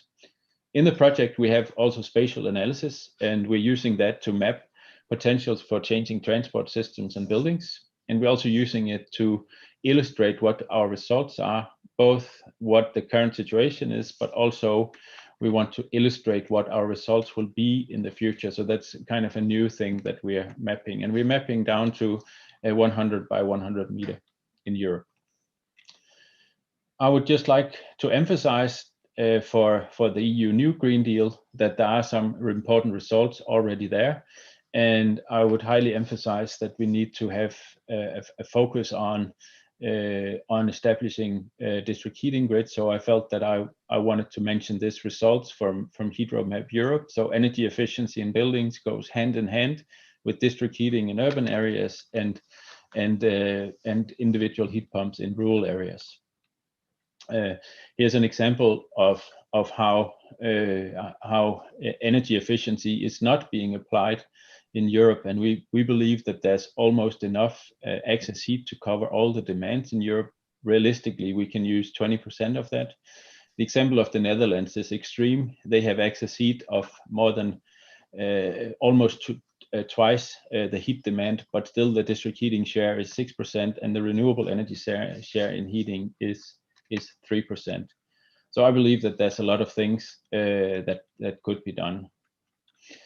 In the slides here that we can distribute afterwards, I have mentioned some concrete ideas about how to make sure that we not only look at the end energy efficiency, end demand energy efficiency improvements, but also look at how we can change the energy system and create new thermal grids in Europe. Thank you very much. Thank you very much. I was making some instructions for our organization team, just to give you some instructions on to stop on time, because we are a little behind the schedule. I think this is so interesting. So we have lots of things to share from each of the projects, but we cannot share it all in these 10 minutes. So please keep to the key messages. I think this is the only way we can share the main ones. So I will pass the floor now quickly to Sebastian Bolcher from the Technical University of Munich, from the ERA data projects. Now, Sebastian, the floor is yours. Thank you very much, and good morning from Munich. I hope you hear me. I'm the coordinator of the Horizon 2020 project ERA Data, and I will try to be as brief as possible. Okay. So just to give you a glance of our view of the energy efficiency first principle, we've heard a lot about it so far. So energy efficiency is an energy source in its own right, and it's called the first fuel in 2013. We, as the ERA Data Consortium, we kind of, as similar as Brian said it, we are here to prove if it's working or not. Is it the right approach? Is it guiding us to the goals that we want to achieve? There's a need to gather the evidence on the benefits of energy efficiency in the ecological, socioeconomic, and terms, as well as on its interaction with the broader policy context and energy market. So what is ERA Data doing in a nutshell? We are coming, like before we heard from the country perspective, we are coming from the municipal regional perspective. So we zoom one level in. We accompany municipalities from the collection of the building stock data from different sources, like paper databases, invoices, whatever. We merge this data and we use it to analysis and assessment this data in ecological, economical, environmental criteria, which means we are not modeling, but we are bringing together the knowledge from models with the data which is locally available. How do we do that? We develop a tool which is easing the process of guiding sustainable renovation activities for portfolio managers, city planners, and related stakeholders. The desired output for the future is that we have long-term renovation strategies that are including these socioeconomic benefits and the ecological quality of existing buildings. And we want to provide the methodologies for it. The consortium is a big importance for us because we are at such a local level that we have a quite broad consortium. We have kind of a technical or a scientific core, which is based from the Technical University of Munich. Our programmers, ITTI from Poland. Then we have trilateral research data scientists from London, England. We have the DTU, Danish Technical University from Copenhagen, and XINA from Slovenia. Then we have the implementing partners, which is the city of Copenhagen, the city of Villena, and the region of Andalusia. And then we have a facilitator, which is the Arquitectos de Malaga, the Architectural Association of Malaga, which helps us here. To show it here, our idea was, since we are focusing on creating something which is useful in the end, that we have 3 clusters, which are also representing the different climate areas and urban areas of Europe. We have the northern cluster, which is based around Copenhagen. We have the Spanish southern cluster, which is the Andalusian Energy Agency and the whole region of Andalusia, including social housing and similar objects. And then we have Volhynia and the region of the Southeastern Europe region. We want to establish strong stakeholder networks, and we hope that we will collaborate also outside the consortium with workshops. And this is why I like the opportunity for today so much. Also the symbiosis with other projects, since we are basing our tool on the findings of other projects. I think this is a nice opportunity to learn from each other. In next year, we will have quite a lot of pilots starting and test runs. At the moment, we are in our 2nd year, so we are in the core development of the methodology and the programming of the tool. But next year, I hope we will extend, and I hope that the COVID-19 situation allows us to do this also physically. We will see. So what is the basis of our methodology? I just have a quote here from our proposal. Eurodata operationalizes the energy efficiency first principle by assessing and quantifying relevant technical, economic, socioeconomic, and environmental variables, indicators, and impacts across relevant sectors and markets. We do this. We already are past the assessment process of our project, which we did with our partners in the 3 countries, assessing the requirements, assessing the data stock, what data is available, what basic knowledge is available, what data gaps we have to deal with, what are the national standards. I think there's a lot of literature already out there, and we assess this. Now we are building the decision support tool. We call it like that because we want to support the decisions of politicians, municipal decision makers. And then the end, of course, it would be like we put our findings in a policy guideline. What is the biggest task? I think the biggest task is to produce a tool which is not only another tool which is going directly to some corners, or they have a layer of dust on it. It should be a tool that is useful and it's really helping the people that we are addressing. And I think this is why we focus a lot on the integration. We realize that every municipality has their own workflows, their own principles, their own guidelines, and it's really hard, and also their own tools. So it's really hard to get into this environment and provide something extra benefit they will use. So we invested some time on analyzing the workflows, the data streams, the existing policies, frameworks to provide an addition and a benefit for them to work with. And I think we are still in the processing, and then we have also the challenge of the data protection. So how do we use their data? How do we combine it within our tool? How do we assess it without breaking any privacy rules? And after the projects, how can we continue with other municipalities and local regions? So core of our project is the data collection, as I mentioned. How does it look like? We're combining 2 sides. We have the users, which is our municipalities and regions. And so far, we're providing a kind of data collection onboarding. So we try to explain what we need from them, what are the minimum requirements to perform any socioeconomic assessment, to perform building assessment. And then we try to find out if they have established databases, how we can link to them. And in smaller municipalities, which have only 3 or 4 public buildings, for example, they can also manually entry the data. Or in some smaller municipalities, it's even easier because they can go to the buildings and look at it, and then they can tell us what is there. What data is it we're talking about? It's municipal data, statistics, how many occupants, building quality, energy consumption, the relevant data, socioeconomic data, unemployment, local businesses related to construction and renovation, environmental data, water consumption, how is if there's any water shortages, resources, and also supply side, is there local energy production or not? And then, of course, the policy and regulative data. From the ERA data side, we provide the scientific background, we provide the models, We provide statistical data, for example, from statistical databases, experimental data. This is why I'm relying so much on the other. We are relying so much on the other projects. Also, the Combi project, the findings that we are, elaborated there. We want to transform it to a local level as much as it's possible, of course.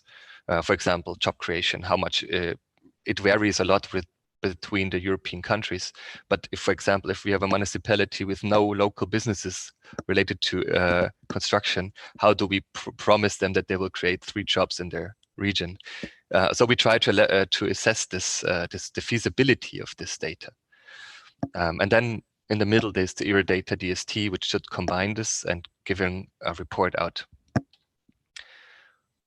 How does the DST look like from the inside? We're having 5 to 6 core modules. One is the data preparation. At the moment, we are not sure if it's that easy to clean prep the data automatically. It will be a semi-automated process guiding the users through it, and then our tool will help to sort the right information. Then we have an energy demand and consumption calculation, which is the basis. It's a static modeling, and we use it for, like, the user picks a single building. We assess the energy demand and consumption. And then this information gets passed through a life cycle assessment core, which is assessing the materials, the embedded energy, the CO2 emissions in the production and deconstruction, and environmental impact. We have an in my opinion, very interesting indoor climate node, which is developed by the DTU, Danish Technical University. This is a simulation which is integrated, which works with the construction and cubatures of buildings, so the building's characteristics, and it translates it to some indoor climate effects on productivity, well-being, health, and also a strong focus on the monetization of these indoor climate effects. And then we have the socioeconomic assessment, which is kind of combining this information and also combining it with the other studies, researches. And we use a Bayesian network approach here to make it very transparent, to show, okay, this is data which is applicable, but it's not 100% precise.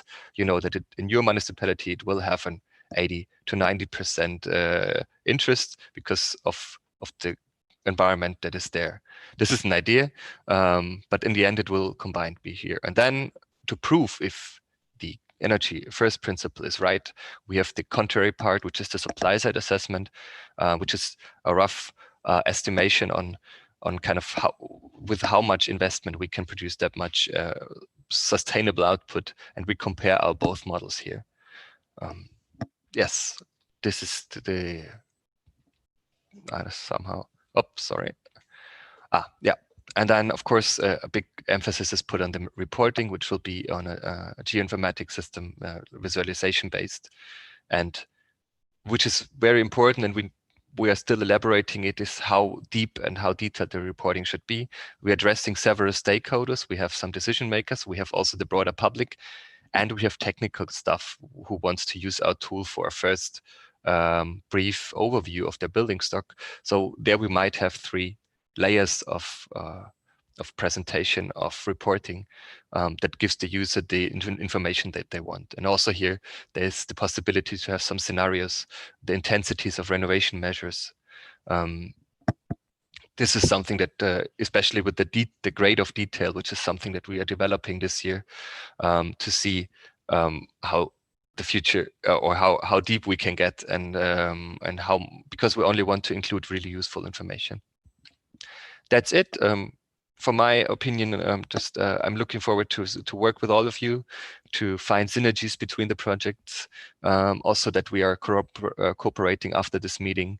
And I want to invite everyone to the ERA Data webinar, which is taking place on the 28th of October, where you can learn more about our project. Thank you very much. And thank you for the opportunity to speak here. Thank you very much, Sebastian. It was very nice to see how all these elements are coming together. So the stakeholders, the end users, the models, the calculations, and the results. So thank you very much. And we'll pass the floor to Heike Brugger from the Fraunhofer ISI for the new trends projects. So, Heike, are you ready? I hope so. I hope you can hear me and see the screen. Yeah, okay. The floor Perfect. is open. Thank you. Yeah, I'm Heike Brugger. I'm working at Fraunhofer ISI, and I'm the project coordinator of the New Trends project. The New Trends project just kicked off yesterday and the day before yesterday. So naturally, we can be maybe a bit shorter than the presentations before because not so much work has been done yet in the last week. So I will give an overview of what we have provided in the proposal. You can see on the screen our partners that are involved in the project. So aside us, it's the Technical University of Vienna, the E3 Modeling, Politecnico di Milano, WISE Europa, Pro Academia, TEP Energy, and eThink. And as you can see, and maybe some of you know some of the partners, it's a quite strong modeling consortium. So that is, yeah, we are now in the project. So this was funded in the 2019 call, so a very strong modeling focus here. What is the New Trends project about? The storyline behind this project is that we want to move away from only looking at linear developments and also study disruptive trends and the effect that new societal trends, and I will come in a moment to what we understand about that, in which way new societal trends can potentially impact the energy consumption. So we are looking at trends that develop partly from mega trends, but also other trends that have a high or could potentially have a high impact. So here the idea is that we not simply extrapolate from current trends such as technical improvements when it comes to energy efficiency, but also this disruptive part. And the proposal was written last year in 2019, as I said, but as the current situation really shows us, analyzing disruptive trends has become much more important over the last half year, I would say. We have seen that there are disruptive situations that can have large changes, and we will also discuss a bit about that in the roundtable. So we can see that some things can change rather drastically over time. So what are the trends that we are concretely looking at? So in the proposal, we aim at opening up the floor to to a lot of potential new trends, but we also had to focus in order to specify already a bit what we are focusing on in the modeling. So we will have a look at 4 trends that have been important in previous studies, which is on one hand the transition of consumers to prosumers, so the mixed or the combination of prosuming, consuming and managing energy. We have included the trend of circular economy and a low carbon industry. So which effect will that have on future energy consumption? We have the digitalization of the economy and of private lives included as a major new trend, and then also the sharing economy. So the overall project aims that we have stated in the proposal is, as I said before, we want to have a qualitative and a quantitative understanding of how these trends can potentially impact energy consumption.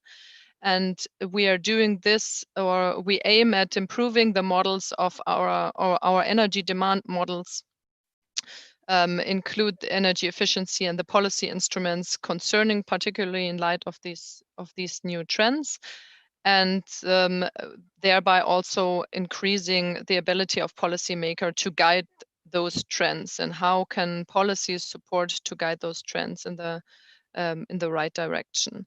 We will then also explore the future impact of these trends, not only concerning technical economic scenarios, but also concerning changing lifestyles, for example. So this directly translates to the objectives that we have here. So the first objective is to identify and quantify those trends. We have a major part of the model of the project being devoted to really model improvement. So with all the models involved, we have heard a couple of times already about the primes model. So E3M, who is developing and operating the primes model, as a partner in the project, and they will work on developing this model further towards including digitalization more, and also the sharing economy more in their models, also prosumaging. We have the forecast family that we have also heard before, which will be on the included for residential industry and also the tertiary sector. And we have the invert EE lab model that was also mentioned before for the building sector. So within all those models that are already used at the European level to guide policy, to guide policy making, we aim in improving these models, which will then also, of course, directly feed back into the support of the Commission and in a wider range.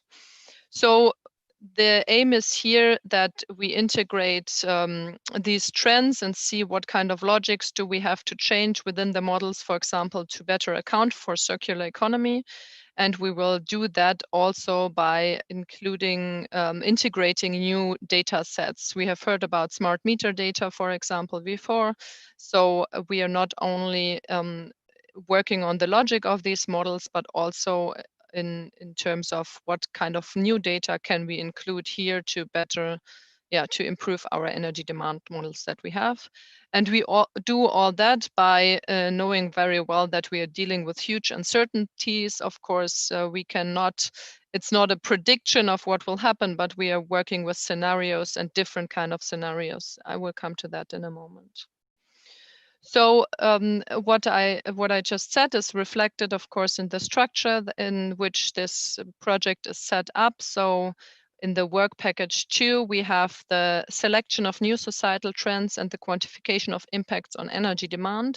So within this work package, we are really opening up the research and look at qualitative research also that is focusing on what kind of trends do we observe. And this will inform our work package 3, which you can see on the side here, which is on the transition pathways. So we will define the different scenarios here, what kind of scenarios will help us to understand better in which direction those trends can lead us and how policy can support. And therefore, we have a dedicated policy work package as well, which is really focusing on which kind of policy support do we need so that the new trends develop in a way that is favorable in accordance with the Paris Agreement and not the other way around. One example that we have here is, for example, the automated driving in transport is one of the prime examples here that it could have potentially huge benefits in terms of energy efficiency, in terms of energy demand, but it needs to have the right policies and the right guidance by policies in order to really, that the potential of energy efficiency can be realized and not that we have a huge increase in energy demand through these trends. So from the policy work package, we are going into 3 focus topic work packages, which I mentioned earlier. They will be concretely focused on certain trends and have a sectoral focus as well. So the prosumaging and big data focus topic will focus on the built environment for residential and the tertiary sector. We're looking at circular economy and digitalization, in particular in industry and tertiary. And we will look at the sharing economy with a focus on transport and the tertiary sector. So what we will do is we will have a first model run that will give us a gap analysis of what can we currently already model in the current energy demand models, and where do we have to make adaptations to the models, to the logic of the models, which will then take place in the focus topics. And we will then have a second model run again in the third work package that will include these new developments of the models. So coming back to briefly to the scenarios that we will look at, and this is just, as I said, we just started, so this is taken from the proposal, and thus not the final setup. We have a work package dedicated to developing the scenarios, but the general idea here is that within these scenarios, or that we will have a reference scenario which is based on the prime scenario that is currently under preparation. We will have a removing barriers to energy efficiency scenario, which is mostly focused really on the techno-economic potentials that we have. We have a new societal trends scenario with a scenario in which energy efficiency measures are not realized, the potentials are not realized, but in which we observe these disruptive trends, as I mentioned, for example, with the autonomous driving. So we have a disruptive trend, but that is not triggered in the direction of energy efficiency first and energy savings. And then we will have one scenario where both things come together. So really steering the trends in a direction that they go towards reaching the Paris Agreement and not creating additional energy demand. So in this scenario work, basically we will come up with 4 scenarios. So this is from a previous project where this was built on. And we will have a so-called worst case scenario in which the trends unfold in a way that are really going against the Paris Agreement, and then different other scenarios, the ones I just mentioned here. Okay, so as I said, we will have an iterative process. So we will run these scenarios first. We will then have a gap analysis and then the model development. And afterwards, we will run the scenarios again and see to which extent we are now better able to work with these enhanced models to also take disruptive trends into account. So that's it from my side. As I said, we have just had the kickoff the last 2 days, and we're now very excited to get started with the partners on this project. Thanks a lot. Thank you, Heike, for your presentation. I think having all these new elements being taken into consideration, circular economy and all the scenarios, etc., is really, really interesting to see how it evolves, your work. I will pass the floor to Cruz. You have been doing a lot of work for organizing these events. Now is your turn to explain us what the Y project will try to achieve in terms of societal impact. So thank you very much, Cruz. The floor is yours. Thank you, Tony. Thank you, Tony. So I'm Cruz Borges. I have been organizing this event from some time, and I now is going to present the Y project. That is the reason that we are here.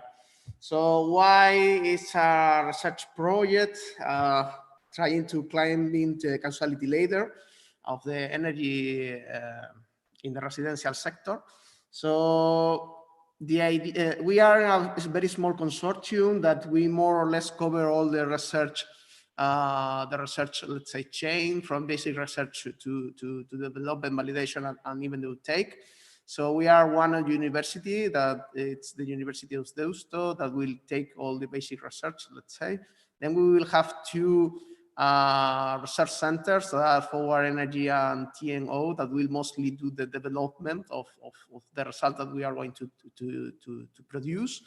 And then we will have two companies that will take over this result, this IFRI modeling and Goyener. And then we have 2 NGOs that are also going to help us to update the results. Okay, so we will mostly cover all the research chains, following the 6E strategy as much as we can, and trying to streamline this objective that the H2020 and Horizon Europe have, that streamline results from basic results to the market. So what are the objectives of Y? Well, as new trends, the idea is to improve the quality of energy system models, improving the demand aspects, not the generation aspect, but the demand aspect. So instead of the free societal challenge that new trends is going to achieve, we are going to focus on other 4. We are trying to see how energy efficiency is going to affect, or how household will change their behavior towards energy efficiency, toward the distribution of energy, toward the participation in demand response action, also in electrification or the digitalization of services. Okay, the idea is to focus on those 4 aspects and trying to assess how they are going to develop in the future. But trying to look for the causality change that leads to a household to participate or not, and if they are going to participate, how they are going to use all those 4 factors. And in this aspect, our key is our focus will be on user behavior. So we are going to try to go from user behavior to energy system models to scaling to energy service model to scaling and to the energy system. So we are in a bottom-up strategy for modeling. Okay, so what we are going to do in those 4 aspects. Okay, so we are going to use 2 innovative methodologies for analyzing the user behavior. The first one is the Forma forecasting methodology. Forma is a new methodology for forecasting. Okay, it takes some clever tricks to increase the accuracy of forecasting algorithm, but here we are going to use in a different way. So we are going to try to use as a cluster. So the idea is to not look for temporal series, time series for their shape, but by their quality. Okay, so we are going to analyze their trends, entropy, seasonality, range, blah, blah, blah.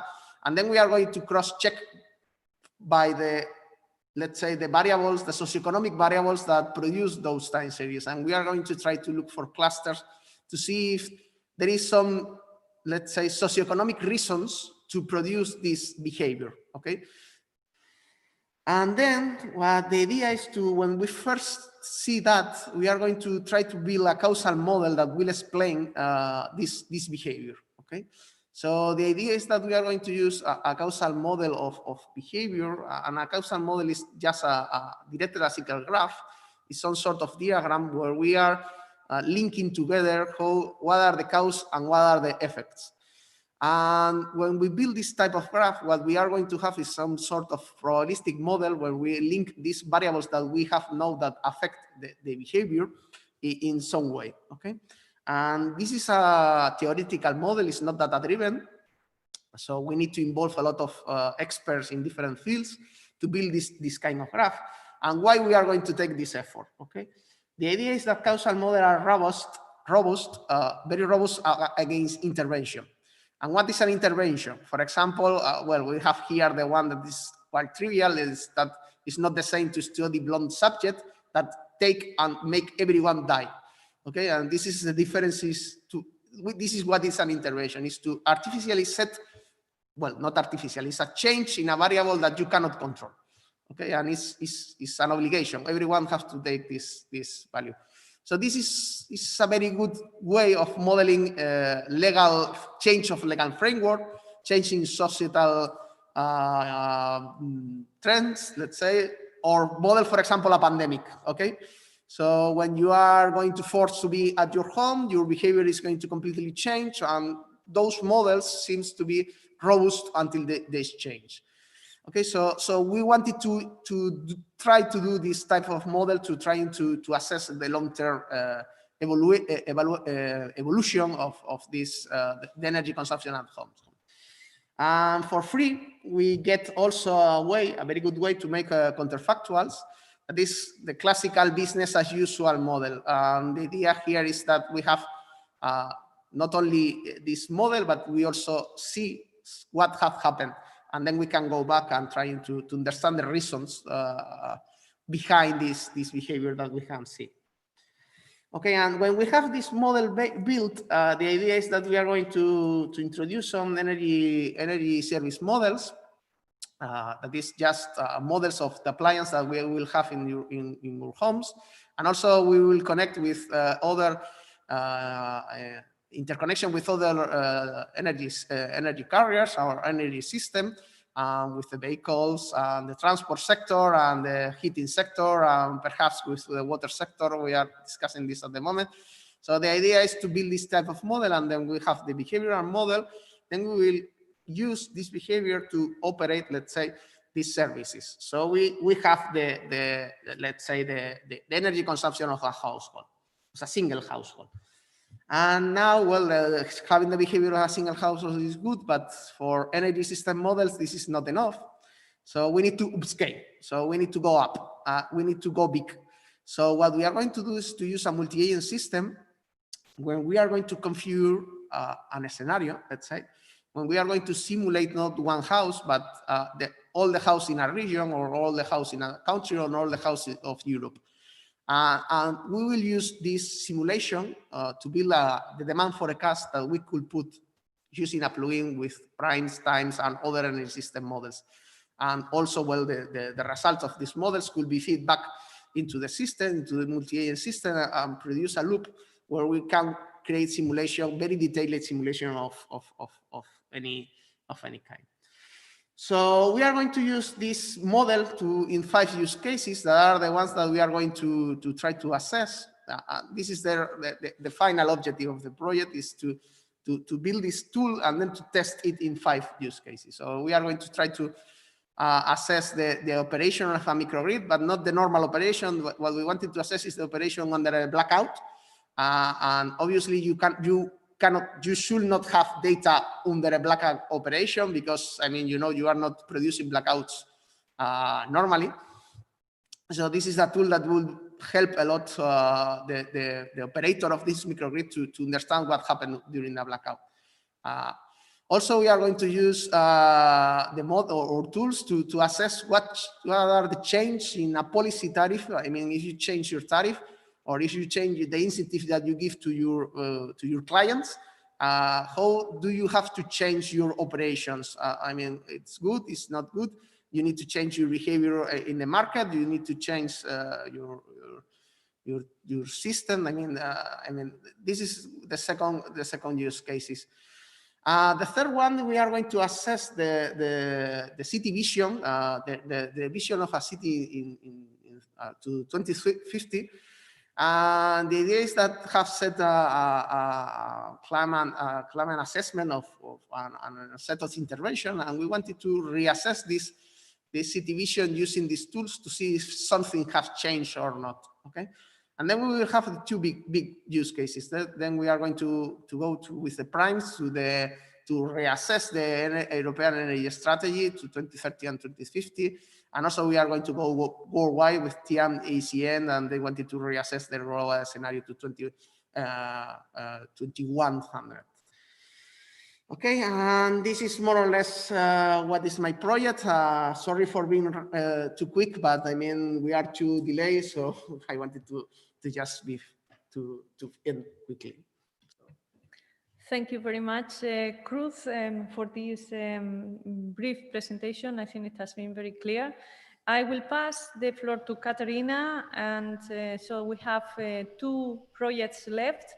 Katarina and Carlo, I will ask you to be brief so that we try to gain some time, okay? So, Katarina, I don't know if you are ready. I am ready, thank you. I hope you can hear me. So the floor is yours then. Thank you. I will try to be fast.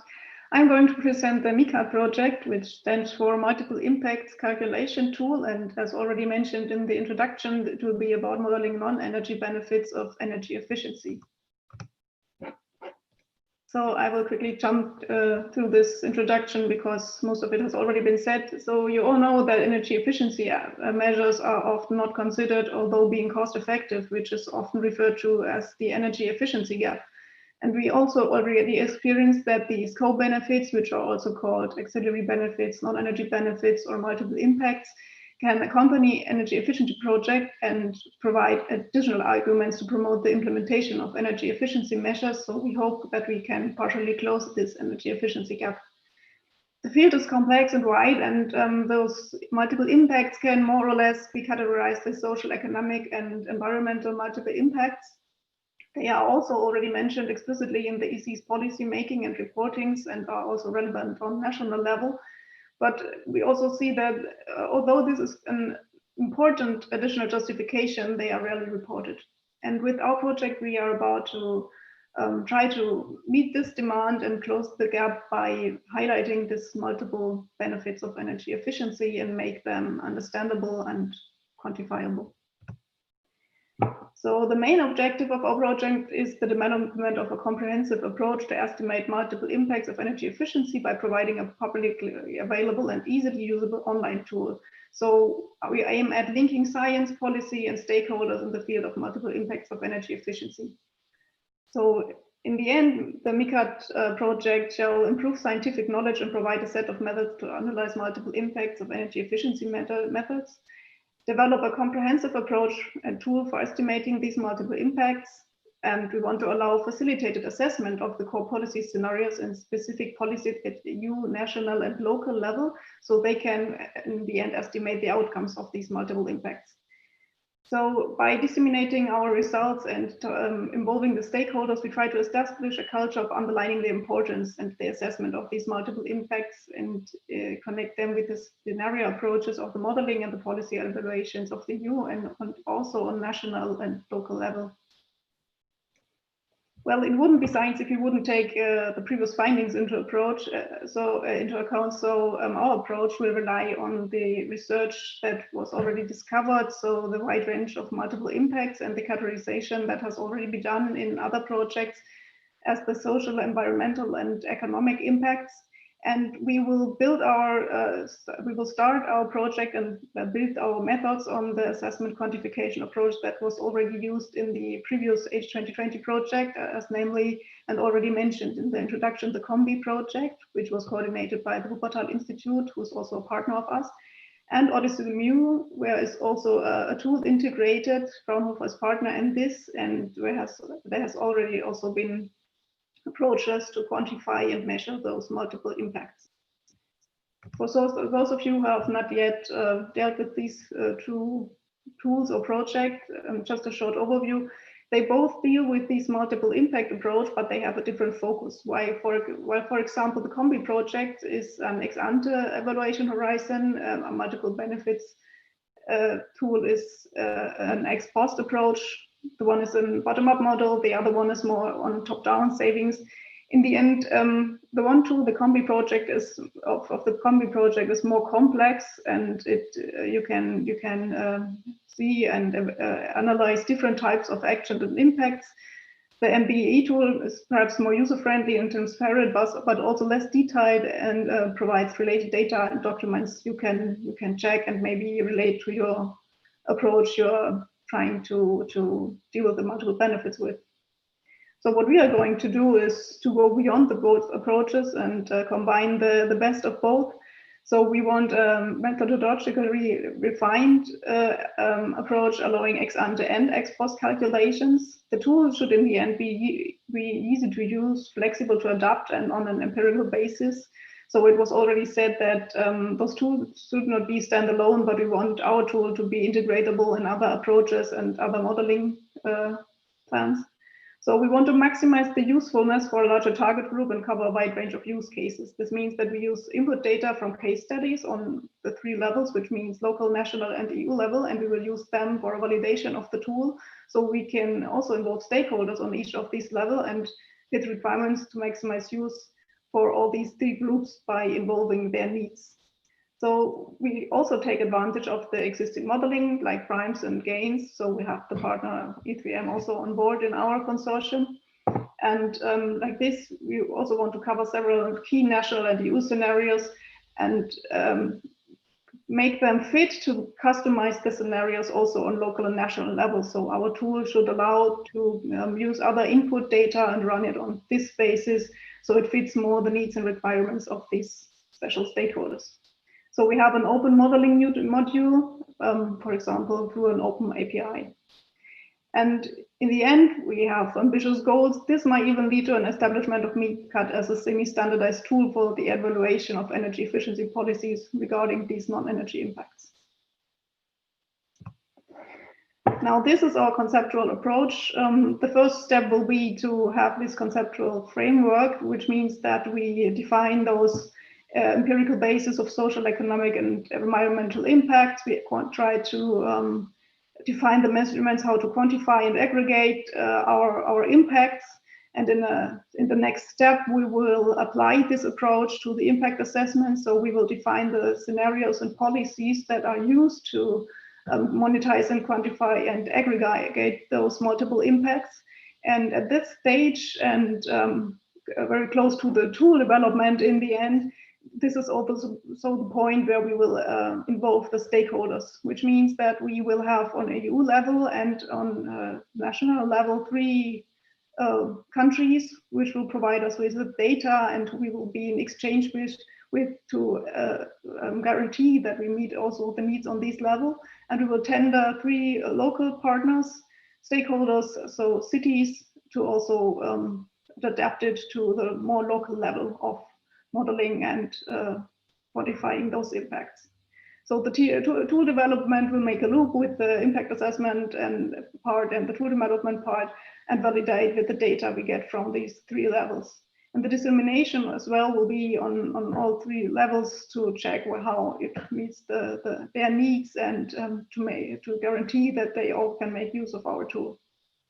The project, as I said, has not yet started. We will have our kickoff next month, and it will last for 3 years. And we are very happy to start into this project with a strong consortium and partners that are already experienced in the Horizon projects and in the parts they are working on. So we have a strong modeling part with EASA and E3 modeling. We have the experience from the former projects I mentioned with Fraunhofer and Wuppertal. We have the strong networks of ICLAI, especially on the local level and also on the other levels in the context with the stakeholders with IECP. And the dissemination will be made by WISE Europe, who is also involved in other Horizon projects. So I think we can finally link to that.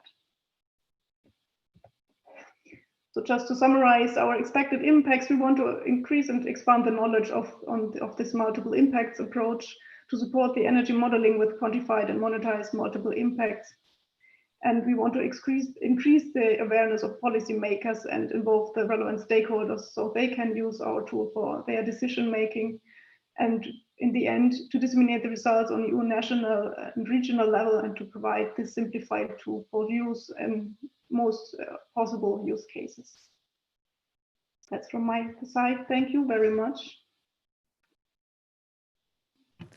Thank you, Katerina, for your presentation. I will, this is the MICAT project, so I think we'll see very nice results coming also from it. I will pass the floor to Carlos Cesa from Isinova for the referee project that is still about to start. Carlos, I beg you for being short. Huh? We are very. I will be short, and I support the idea of having a wrap up instead of a round table because we are running out of time. Yeah. I think it's also important. I introduce myself from Isinova, Institute of Studies for Integration of Systems, and I greet Wolfgang Eichhammer because actually we worked together on this project since the 90s with my colleague Stefano Faberi. And I'm introducing this because, as you will see from my presentation, there is potentially a strong overlap between our last project and the MICAT project that actually, thanks to the event of today, I think we are in the best position for avoiding any overlap and understanding how to make the best value of the 2 projects. The partnership actually is composed by some technical partners, Cambridge Econometrics, that hold modeling with capability of computing input-output modeling with capability of computing energy effects, and create a multi-criteria planning solution that is specialized into meta modeling, which is a mechanism of creating an interface between models and users, which is the main aim of our project, in which the users are the policymakers at all the level, European, national, regional, local, according to a multi-governance concept. And then we have most of the partners that are for the side of policy analysis from the Center for the Study of Democracy, CSD, and especially Notre Europe in Paris and some other partners. So we are here for developing the interface between the energy impact, energy efficiency analysis and energy efficiency impact analysis and the policymakers. And this makes much sense with what was observed in the slide from Majek from DG Energy, when she say making sure that other projects in the area are well considered. So it's very important for us, this event, because for me, it was very important to know all the other projects, but also for all the other projects, it's important to know what referee want to do. Referee will start in October. We still didn't start. We still do not have the logo. So my presentation will be technically very, very short, but our position is very important because for producing a tool that could be adjusted and updated, as it is the second point of the expectation of DG Energy, really we need to do a tool that is interfacing with our own tool for testing, which is the Cambridge econometrics model, but we need to create the link with the other projects because our main aim would be to create an interface, a windows with users that are not simply the technical users that are typical of some projects, but all the policy-making level. And when you say policy-making, you say also stakeholders, you say also citizens, because the policymakers are elected by the citizens. So the indicators that this tool has to show need to be understandable also for the lay people. So we have this in mind as an effort. Basically, what we measure is the non-energy impact, according to the call, of energy. So this is basically the main reason for referees, because energy efficiency has a lot of potential non-energy impact that are very relevant for the people to know and for the policymaker to know. And it's very important, are also very relevant because they make much more appealing for the policymaker to invest into energy efficiency policy. If you look also, just to mention one for all connected to the COVID, there are several studies that are showing that particulate matters are easily associated with coronavirus. And so in very polluted areas, and we had actually some example in Italy, very, very hard, in heavily polluted area, if all this research is confirmed, coronavirus can spread much more than 2, 3, 5 meters, but can travel long distances. So this is just an example of the impact that we could consider in our research. So basically for me now, after this event of today, I thank Deusto for this organization. I see also very concretely how much important it is for us to relate to the other projects.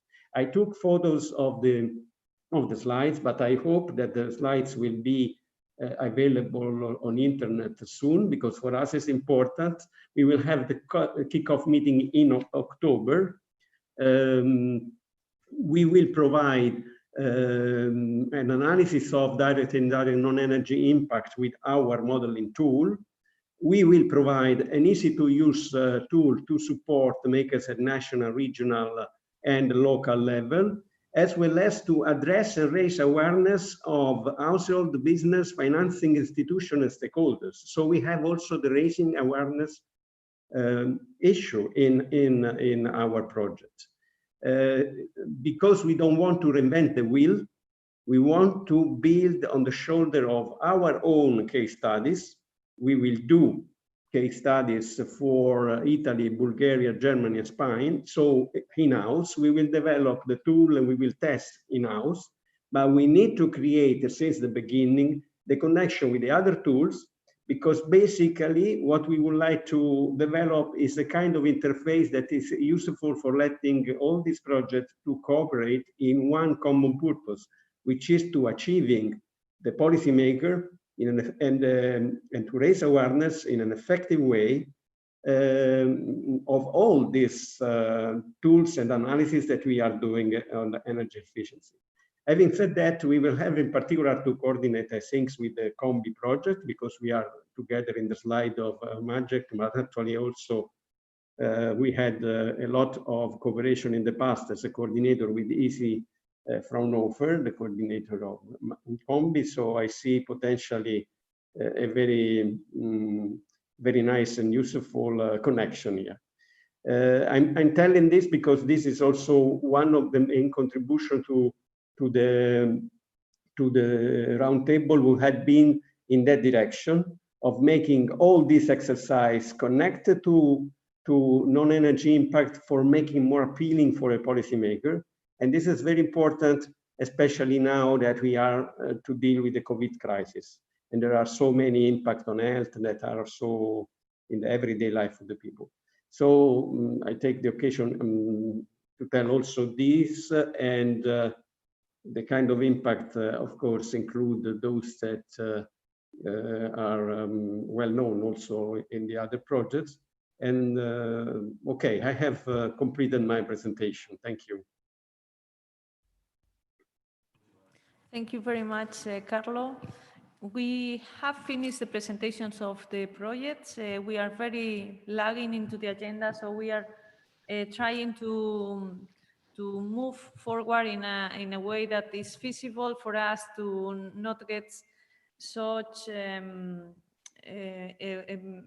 tired of these connections, the long connections. So we have asked our moderator for the roundtable, which we are going to change to be a wrap-up session. So our plan was to stop now for a time and then have the roundtable. We are going to change the schedule and the way to do it. So we have asked Wolfgang H. Hammer, that is our person in charge of this roundtable, to make a quick wrap-up. Thank you, Wolfgang, for doing this without such a short notice. We know you have the experience to do it, so just give us some key messages of the things we can take from this session, from this collaboration, and putting all these pieces together, the policy and the projects and everything, so that we can bring something out of this. We are going to put the link to the Mentimeter for you to access to the questions or the comments, and so we'll leave it open for some time so that the people attending the event can interact with the different stakeholders and the different projects. We'll try to answer the questions as much as we can, so we distribute them to the different people we think can be answering. And with this, we'll try to do our best to have these virtual interactions. So, Wolfgang, I'll give you the floor now. Make your best, and thank you for taking this in such a spontaneous manner. Thank you. Thank you very much, Antonia. Can you hear me well? Yes, we'll hear you well, yes. Okay, perfect. We are virtually in Spain, and in Spain, normally you eat very late. So we could allow for continuing with the roundtable. I think it was already very inspiring to have these different contributions. So I would like to wrap up very quickly through what we have been going here. And let me first of all thank, I think on behalf of all of the projects present for the opportunity to be able to work on these very interesting research issues. And this goes in particular to EASME, with whom we have a lot of contacts through these different projects. I think this is really a great opportunity for all of the researchers present here. It was also very inspiring to listen to the talks from Maciej and from Carlos earlier in the day, what is going on and coming forward with respect to the Green Deal and the European Recovery Deal. we all know that in some manner we are late when it comes to achieving climate neutrality by the middle of the century. Only 30 years left, and but the policy seems now really to take up path, and we heard about these forthcoming policy initiatives, and in particular the greenhouse gas target raising over the coming months is, I think, a very important step. But naturally, raising targets is not enough. We need to fulfill our promises to reach these targets, and this implies a lot of measure, but also a lot of analysis, how we can come forward. And we hope all in this round here that our projects can contribute to this. Let me very briefly summarize how I see the contributions of the projects we heard here to the EU Green Deal and the recovery plan, and also the inputs or the value added they will generate for the monitoring and for the demand side modeling in particular. First of all, I think through all the presentations, it came around that the operationalization of the energy efficiency first principle is a very important issue. This is really something we need to fulfill the climate neutrality.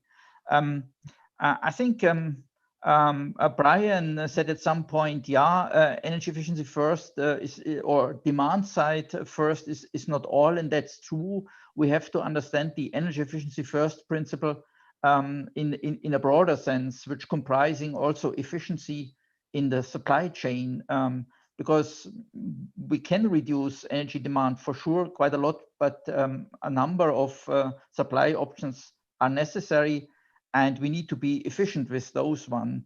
And just to point, now we have a lot of broad discussion about the hydrogen economy. And when we do our systems analysis, we see that at some point in time, when we go beyond 80% reduction of greenhouse gases, 1995, we need the hydrogen economy. But on the other hand, the hydrogen economy has a large amount of inefficiencies in just, if you think by getting synthetic fuels for our cars, synthetic gasoline, we already lose 50% of the renewable energy input from the generation chain. So nature gives us for free what we have to create artificially with a lot of losses. And this is the reason why also in all these supply chain options, energy efficiency principle is also a very important one.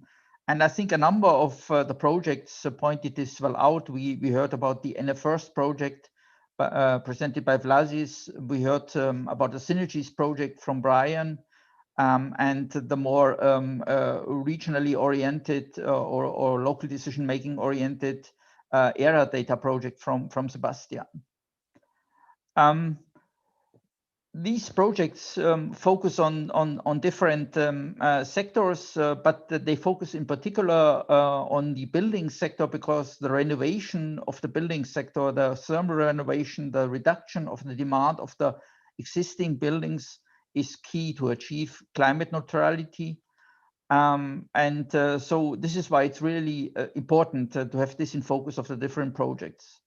On the other hand, we have other sector issues which are equally important, just pointing to the decarbonization of the industry, which we saw also considered in the Synergies project, or the transport sector is a very important one.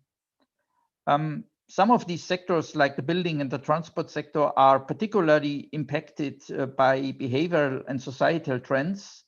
And we saw in particular projects like the New Trends project, how such behavioral issues play a large role and could in principle also encounter all policy efforts to reduce demand.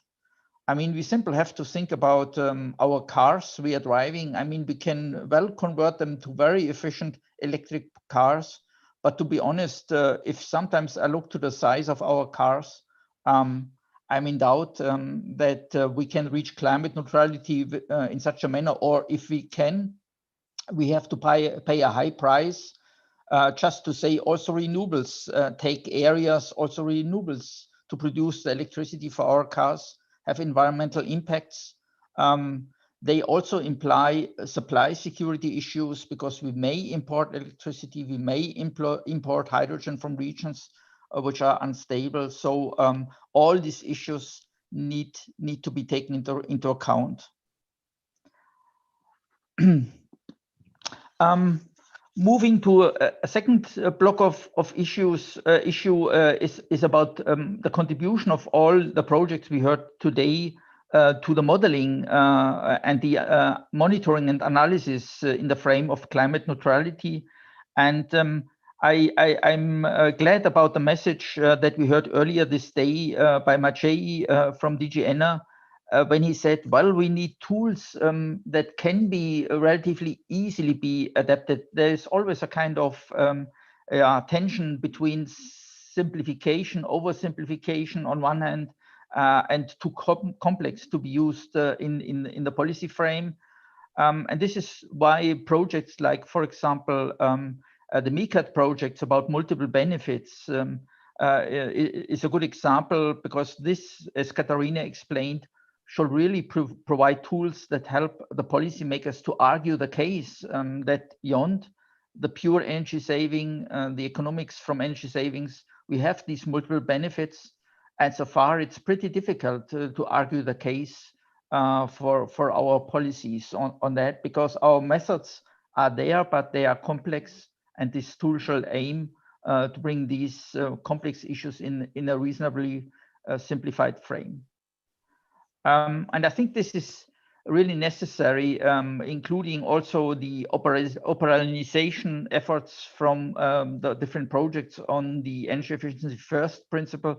If you look to the NECPs as they have been submitted now by the different member states, the EU1 principle is still represented relatively weak. Member states are fighting, how can we translate this high-level principle into something which we can implement in policies and so on. So our projects really can help the member states and also regional levels to make progress there. And here, the tools for these different levels, for EU, for national, for regional decision makers, are really important. We heard about the ERA data project that is particularly addressing the more decentral decision making. We heard about the referee project presented by Carlo, who is providing a good support basis for such decision making processes. Further, on the modeling side, we saw that new data are coming in. We have big data approaches. We collect data from smart meters, from different sources. And on these data, we also develop or apply new analysis methods, new ways of integrating these methods with the existing models, such as the PRIMES model and other models that are used. And this we saw in particular, for example, with the Y project, who is developing the corresponding methods to analyze such data at the different level.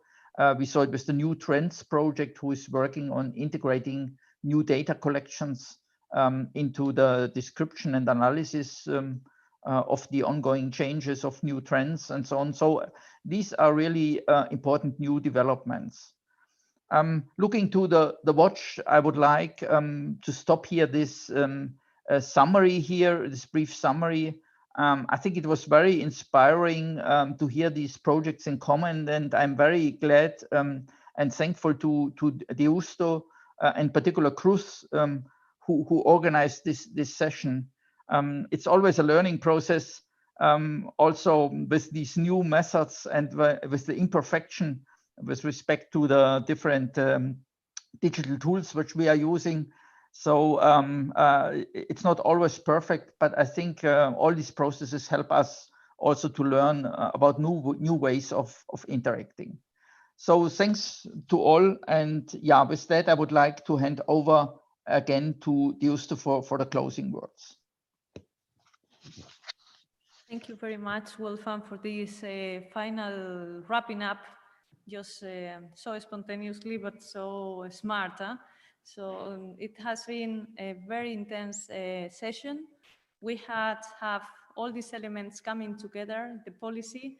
I think it's a luxury to have had 3 representatives of the European Commission and EASME with us today.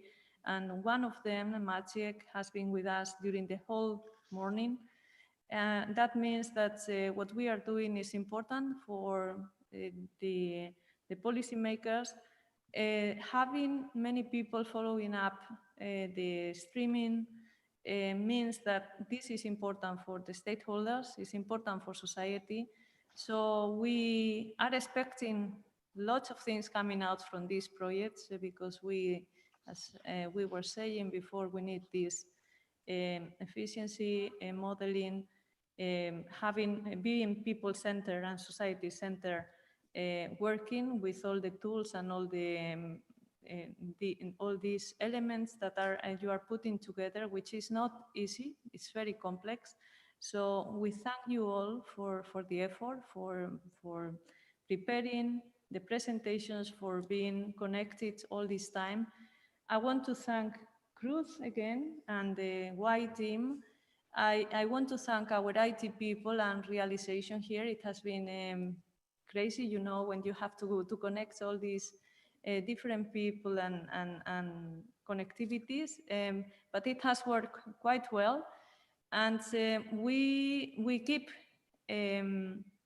inviting you to Bilbao to see what our energy unit is doing, but what we are doing in the city as well in terms of sustainability. We are doing very interesting things.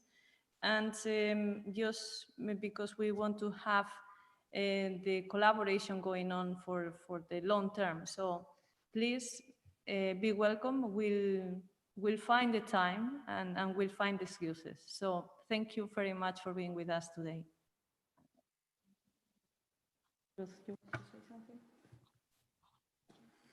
Bye, guys. So thank you very much to